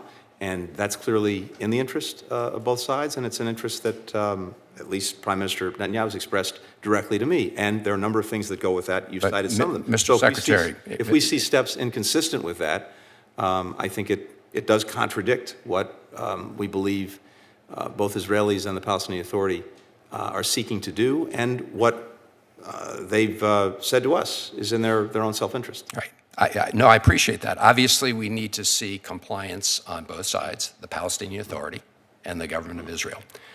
But this was a very official act by the Knesset, just days after the phone call between Prime Minister Netanyahu and President Biden. So I'm pleased to see you endorse the statement by the State Department spokesperson. But it seems to me that we look very weak when we continually make statements without any kind of consequence. So I guess my final question to you is, what are we prepared to do? What is the Biden administration prepared to do if you see continuing violations by either side of this agreement? Look, I don't want to speculate or get into a hypothetical about where this may go and what we would do. I can say that both the Israeli government and the Palestinian Authority want us to be involved and engaged in helping and supporting and working with them to try to get to this period of calm. At some point, if either or both sides are not doing what we believe is necessary to get there, it will be hard or maybe futile for us to do that. So we have to look very carefully at that. But I also think that it's important for everyone to try to double down on the steps necessary to try to get there, because it's profoundly not in the interests of Israel, our close ally and partner, or for that matter, the Palestinian Authority, to see this cycle up. Mr. Secretary, I appreciate the efforts, and the United States has been involved in trying to broker these agreements. I guess my question, and I'll just leave it with your last answer, is that, what are we prepared to do when we see violations of those commitments? Thank you, Mr. Chairman. Thank you, Senator Van Hollen. Senator Moran. Chairman, thank you. Mr. Secretary, pleased to be with you this morning. Last year in this setting, I asked you about the CPTPP, the Trans-Pacific Partnership Trade Agreement. Your response to me touted the Indo-Pacific Economic Forum. I would highlight for you that just in the last 6 months, the Australian Foreign Minister, Singapore's Defense Minister, Japan's Foreign Minister have noted, I think with objection, our absence from that agreement. What is it that keeps us from a willingness to engage? You can shift me back to the Indo-Pacific Economic Forum, but why is it that this is not a good idea? The TPP is not a good idea for us to engage in. I say this, perhaps from an economic, point of view, but from a relationship. I meant to say this at the very beginning. I'm as concerned about our nation as I've ever been. Those are usually throwaway lines from something we say throughout our careers and lives, but it's genuine with me. The circumstances we now face suggest to me that we need a lot more friends and allies, and our trading relationship, our economic support, those relationships matter. I walked into Senator Rubio and you were conversing, and it seems to me that our foreign policy needs to be different in today's world than it was just even a few years ago. And this would be one that I think would be important from a relationship, from a national security point of view, as much as it is from an economic point of view. Yeah. So, Senator, a couple of things on that. First, our focus in the immediate is on building up and building out the Indo-Pacific Economic Framework, known as IPEF. That does include, among other things, some trade facilitation measures. It has a focus, for example, on digital trade, which is so critical to the 21st century economies, and something that the partners in that endeavor are very focused on. Why does that exclude TPP? It doesn't exclude it. I'm just saying in the first instance, this is where our focus is. Supply chain diversification and resiliency. That is a big part of IPEF. Building out clean economy infrastructures. That's a big focus. And then as well, making sure that we're combating together corruption that so undermines the systems that we're trying to bring together. I was there when TPP was negotiated during the Obama administration.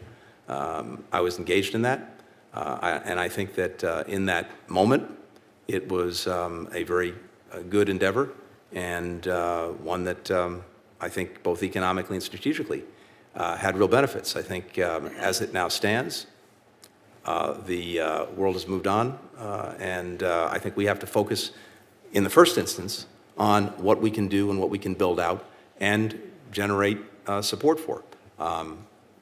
Let's see where we get. Generate support for here within the United States. Within the United States, as well as, of course, among our allies and partners. I would note, of course, that even as we're working on the Indo-Pacific Economic Framework, we have been building and strengthening new partnerships in the Indo-Pacific, to include the Quad. I just came from a meeting with Japan, with Australia, and with India. That's a very effective vehicle, including on increasingly on economic matters. We, of course, more strategically have AUKUS.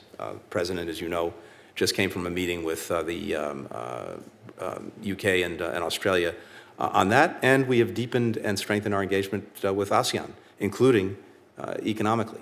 So all of those pieces fit together. Mr. Secretary, I just would say from my point of view, when you say we've moved on, we should not have moved on, and we should re-engage. These things are not mutually exclusive, and what you described as occurring are, in my view, good things, but it still leaves out an important component. I join a number of my colleagues here. I'm a co-chair of the Senate Hunger Caucus. Yeah. Afghanistan, massive humanitarian crisis, 20 million people facing food insecurity. The Taliban recently eliminated the ability for women to work in NGO organizations and food delivery. What steps are you thinking between you and Samantha Powers and others that can be done in regard to Afghanistan and the world food crisis?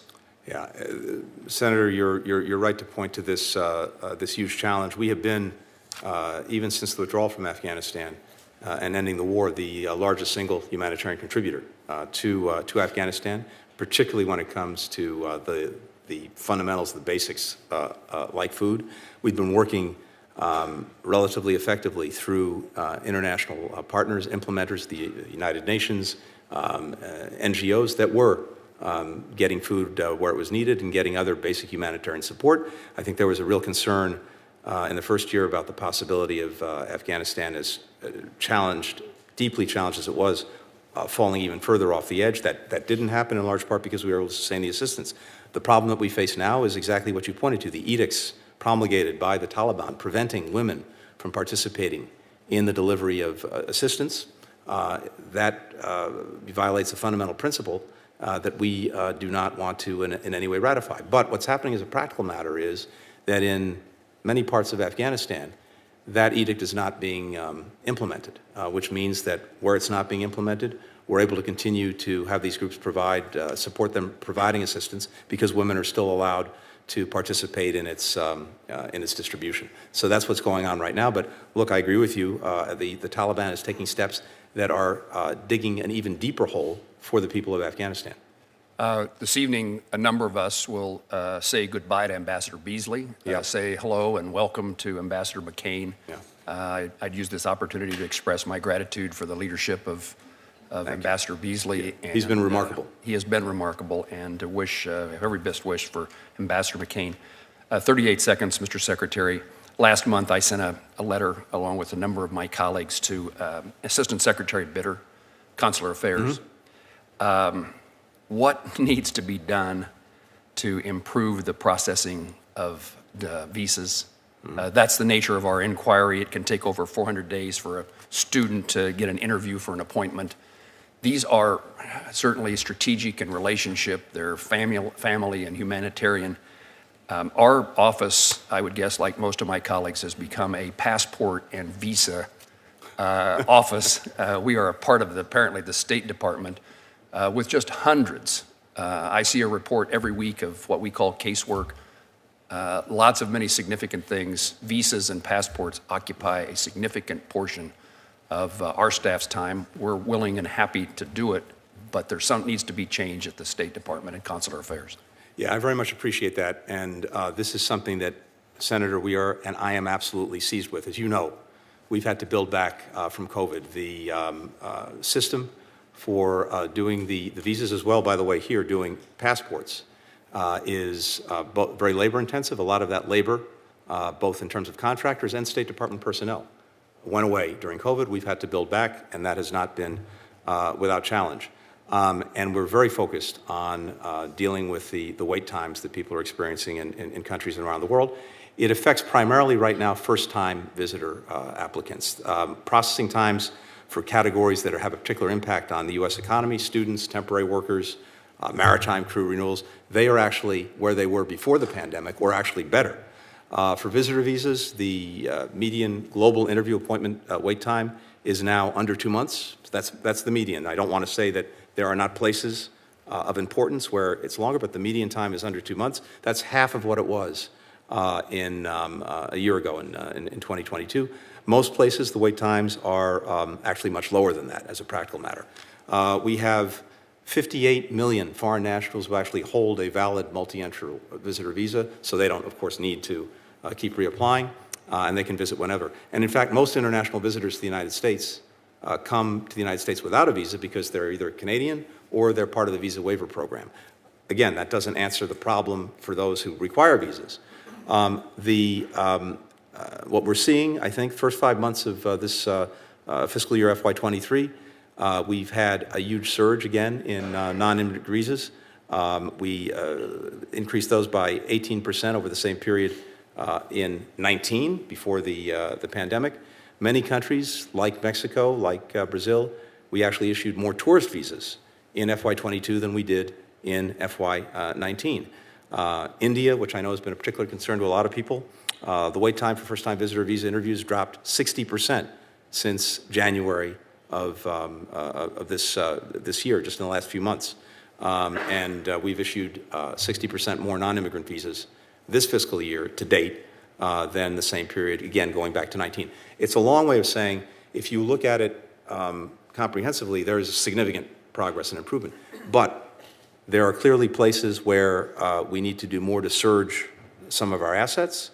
And I think also what happens is, anecdotally, these are real human problems. We all hear about them. We get seized with them. We want to work with you to continue to strengthen this and improve our...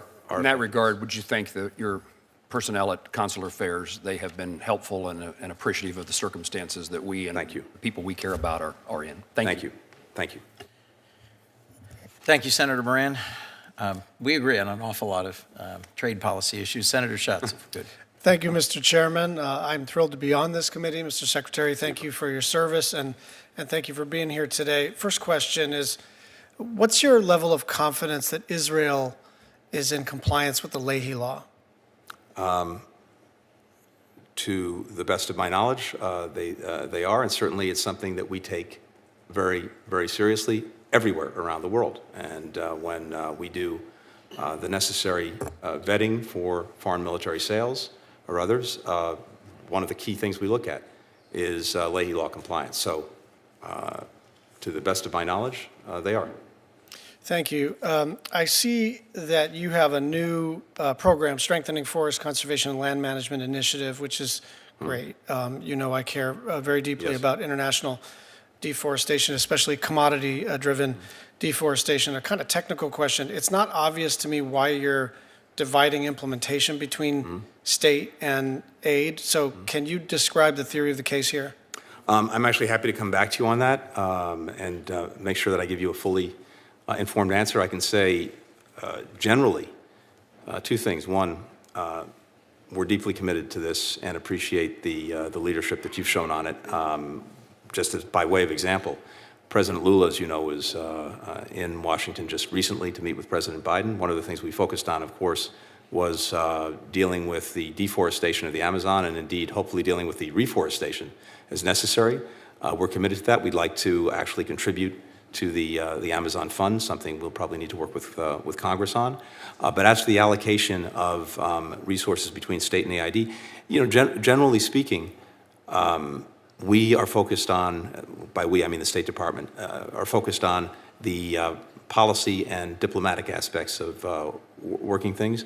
AID tends to implement, and it may be that the budget division reflects that, but I need to give you an informed answer, so let me come back to you. Sure. Just on Lula, I think obviously there are incredible opportunities here, but it seems to me that we're not going to save the world's forests just sort of hoping for a bunch of Lulas to get elected across the planet. And so I think we do need to come up with an economic model. Lula's a willing, enthusiastic participant, but we have to make it worth it to their country so that other countries that are trying to figure out where to move economically, that they can see a pathway that works for them. So I agree with you about the deforestation fund, and whatever we can do to be supportive there, I'll try to help. Thank you. I welcome the budget's focus on democracy and human rights, and particularly robust funding for promoting press freedom.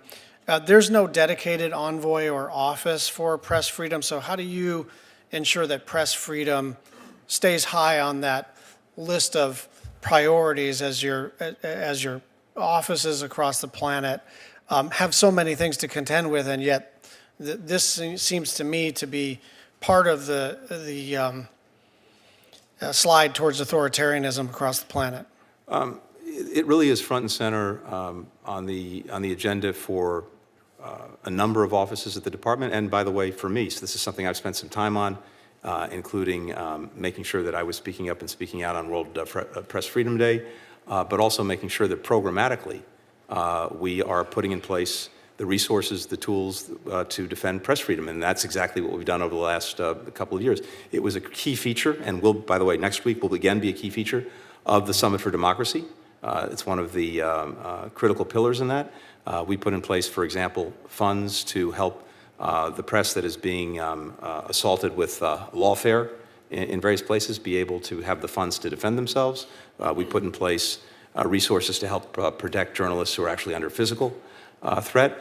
Senior officials in my department, particularly in the Bureau of Democracy and Labor, are this is right front and center on their agendas. So I can tell you that it's something that I'm personally focused on, and the critical bureaus in our department are focused on. Thank you. Let's move to the Pacific. I'm glad to see a larger request from the administration for foreign assistance for Pacific Island countries for fiscal year 23, but it's still short of the enacted level. And so could you speak to that, the dollar amount, but also I want to give you a chance to talk about what we're doing in the Pacific Island region, and I want to coach you a little bit, not that you need coaching, but I want to remind us that it is difficult to compete with graft, right? Yep. And so what we have to offer are, as you say, values, right, and relationships. And as I've talked to Pacific Island leaders, sure, they need resources, and especially in a climate change context, lots of these countries are really in need of our direct material assistance, but they also want to be respected as sovereigns. And so I'd like you to talk through how attitudinally we're shifting and not just throwing another, say, $80 million at the problem and then trying to park all of our military hardware wherever it's convenient on a map. These have to be a sovereign-to-sovereign relationship. I'd like you to talk to that. So we've fundamentally elevated the Pacific Island countries in our foreign policy and in our diplomacy, and that really culminated with what was really, I think, a historic summit meeting between President Biden and the leaders of the Pacific Island nations, something that I took part in, and it really was an extraordinary moment because I think it said to them and it said to their people that the United States is engaged in a different way. And now that needs to manifest itself in concrete, practical ways.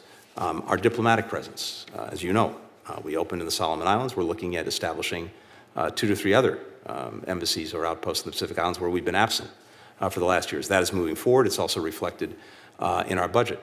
Our economic engagement, particularly in finding and catalyzing resources to deal with challenges that are affecting the lives of Pacific Islanders, that is front and center. As you know, it's an interesting challenge because in many cases, each individual island nation is small, and so making a market can be complicated, but particularly as they're pooled together and we're able to pool some resources, we're doing that. I think on climate, we have an absolute responsibility, and we're acting on it to try to provide the technical assistance, the technology, and, yes, the resources to deal with this, particularly for countries that literally risk not existing because of climate change. And, of course, programs that we have that are reflected in the budget for education, for governance, for building institutions, all of those are there. I'm happy to work with you and work with your team to make sure that we are properly resourced to do that, but this really is front and center in our thinking.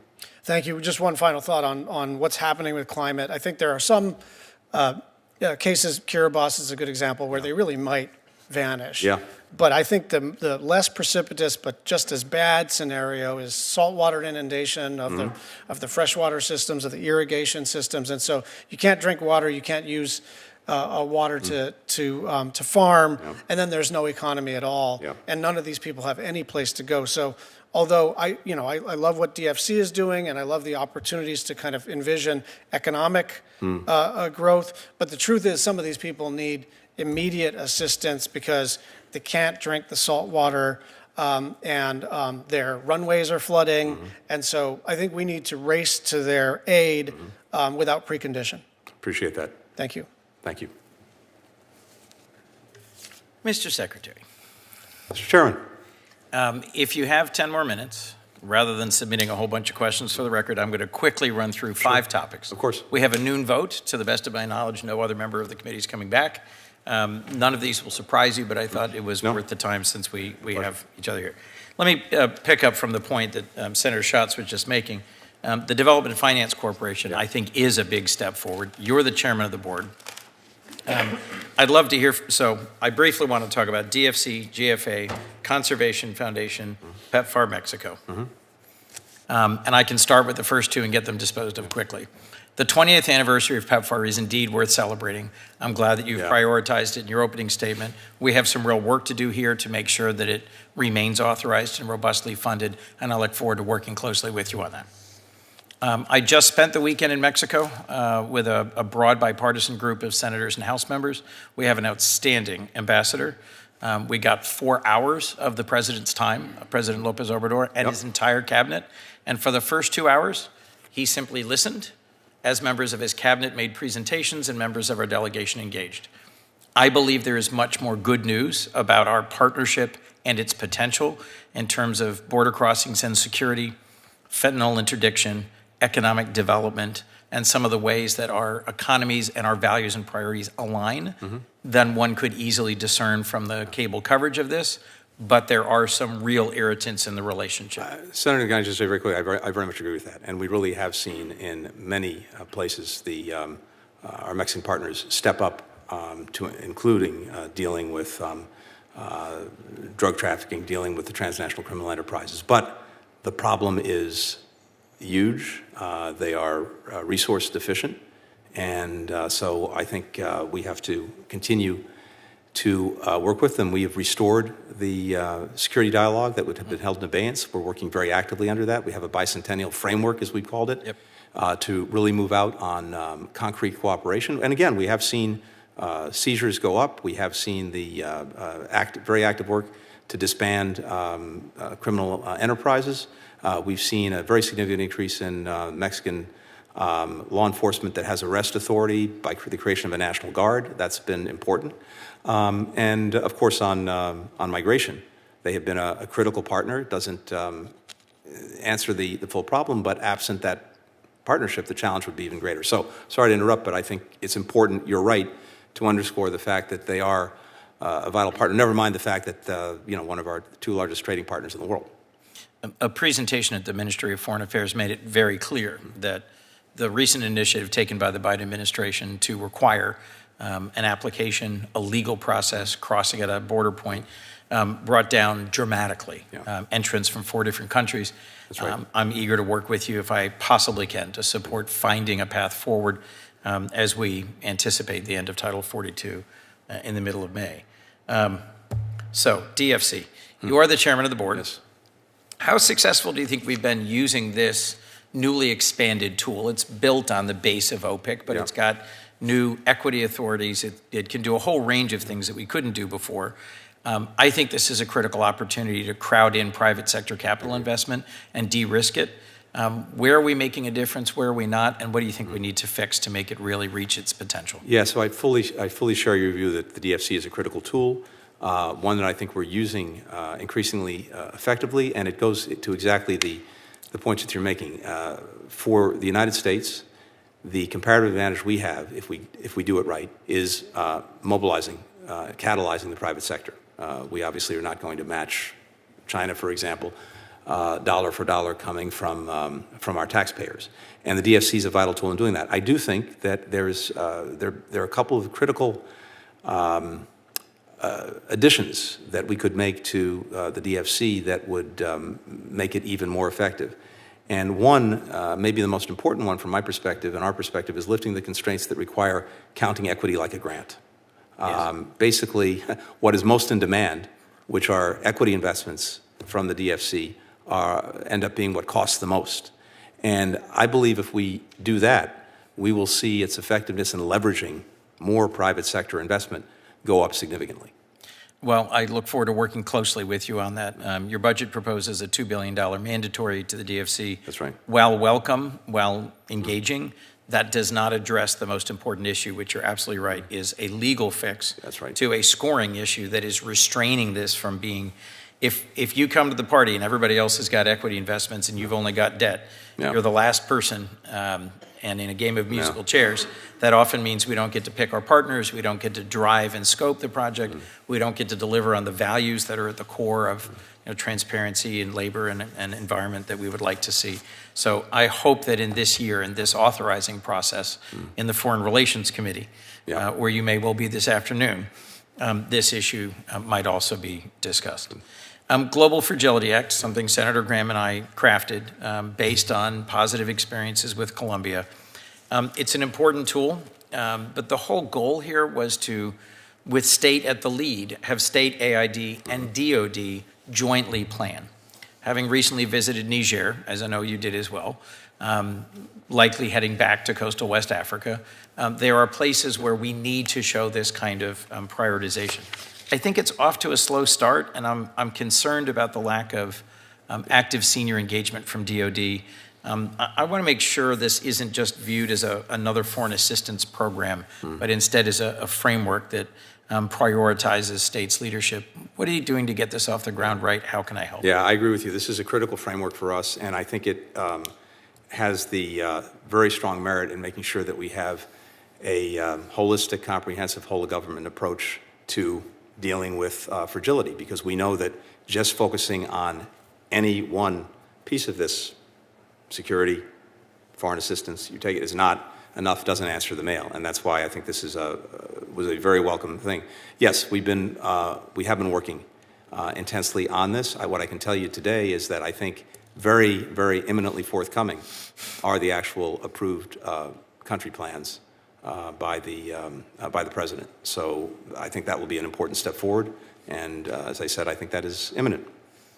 Perhaps we'll have another conversation as soon as those are out about how to better engage DOD at a senior enough level that it moves the needle. Thank you. Last thing, I'm sorry, I got one more. Please. We have worked hard together to provide robust assistance to Ukraine. In fact, I think this has been President Biden's best chapter in a very long career of public service, really marshaling the resources of the world to deliver from sanctions to humanitarian to economic to military assistance as Ukraine continues to fight bravely.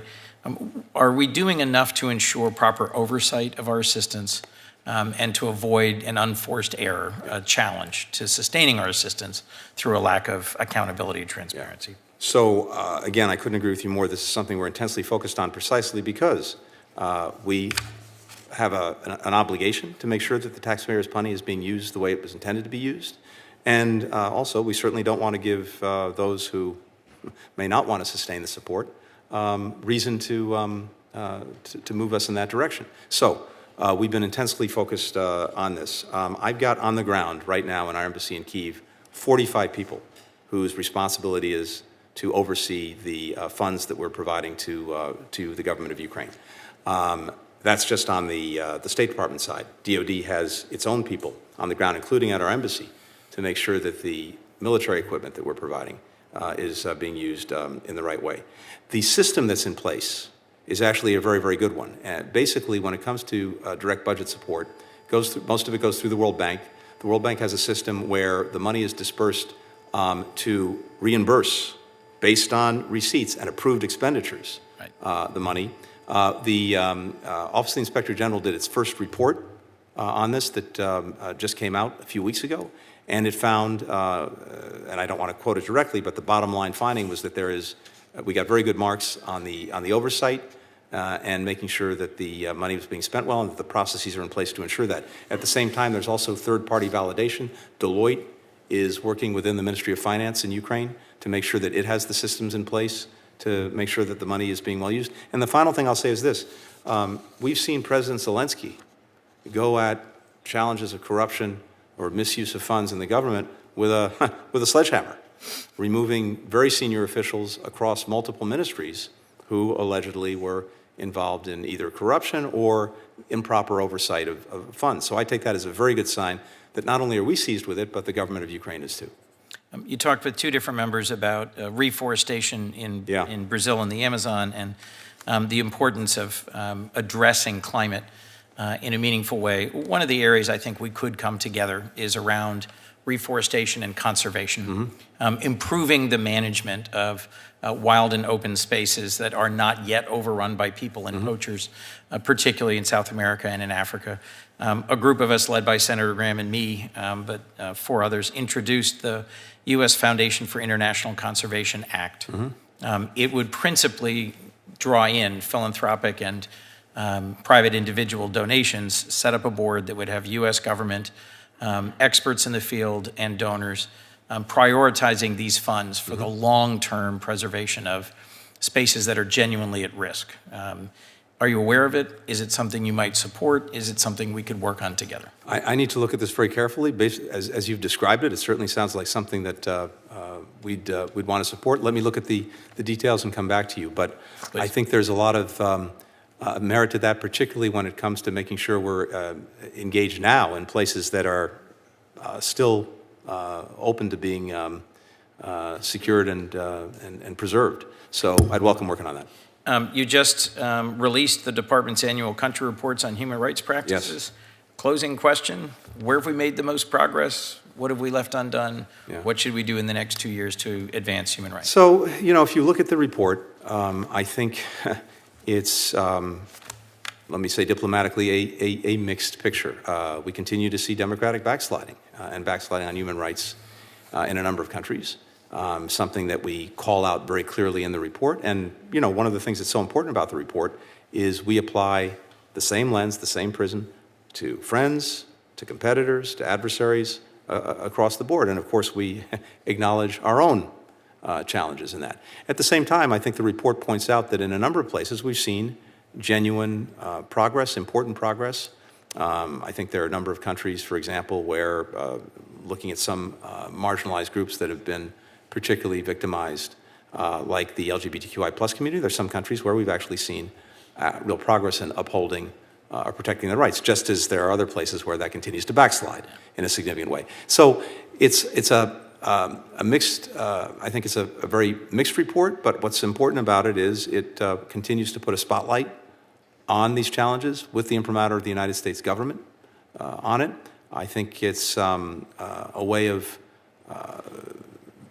strongly encouraging countries to take steps that they need to take to improve the human rights picture. It's one of the reasons, by the way, that every year when we do this, I think it's incumbent upon me to go and present the report. I do that in front of our media in the State Department briefing room, just to make sure that people understand that this really comes from the Secretary of State on behalf of the President of the United States, and it's something that we attach tremendous importance to. Well, thank you. Mr. Secretary, thank you for your leadership. Thank you for 2 hours of high energy and engaging testimony. I know you have another session in front of our authorizing committee, the Foreign Relations Committee, later today. I think most importantly, you make a compelling case for the urgent national security-based need to invest more robustly in our diplomacy and development. So I look forward to working with you together to see what we can move forward and get past this year. I'll just say to the colleagues who've joined, we had, I think, a dozen senators participate at different points. This was a good and constructive hearing. Senator Haggerty had information related to the Vulcan case, the seizure of a port that he'd like added to the record, so ordered. And the hearing record will remain open for written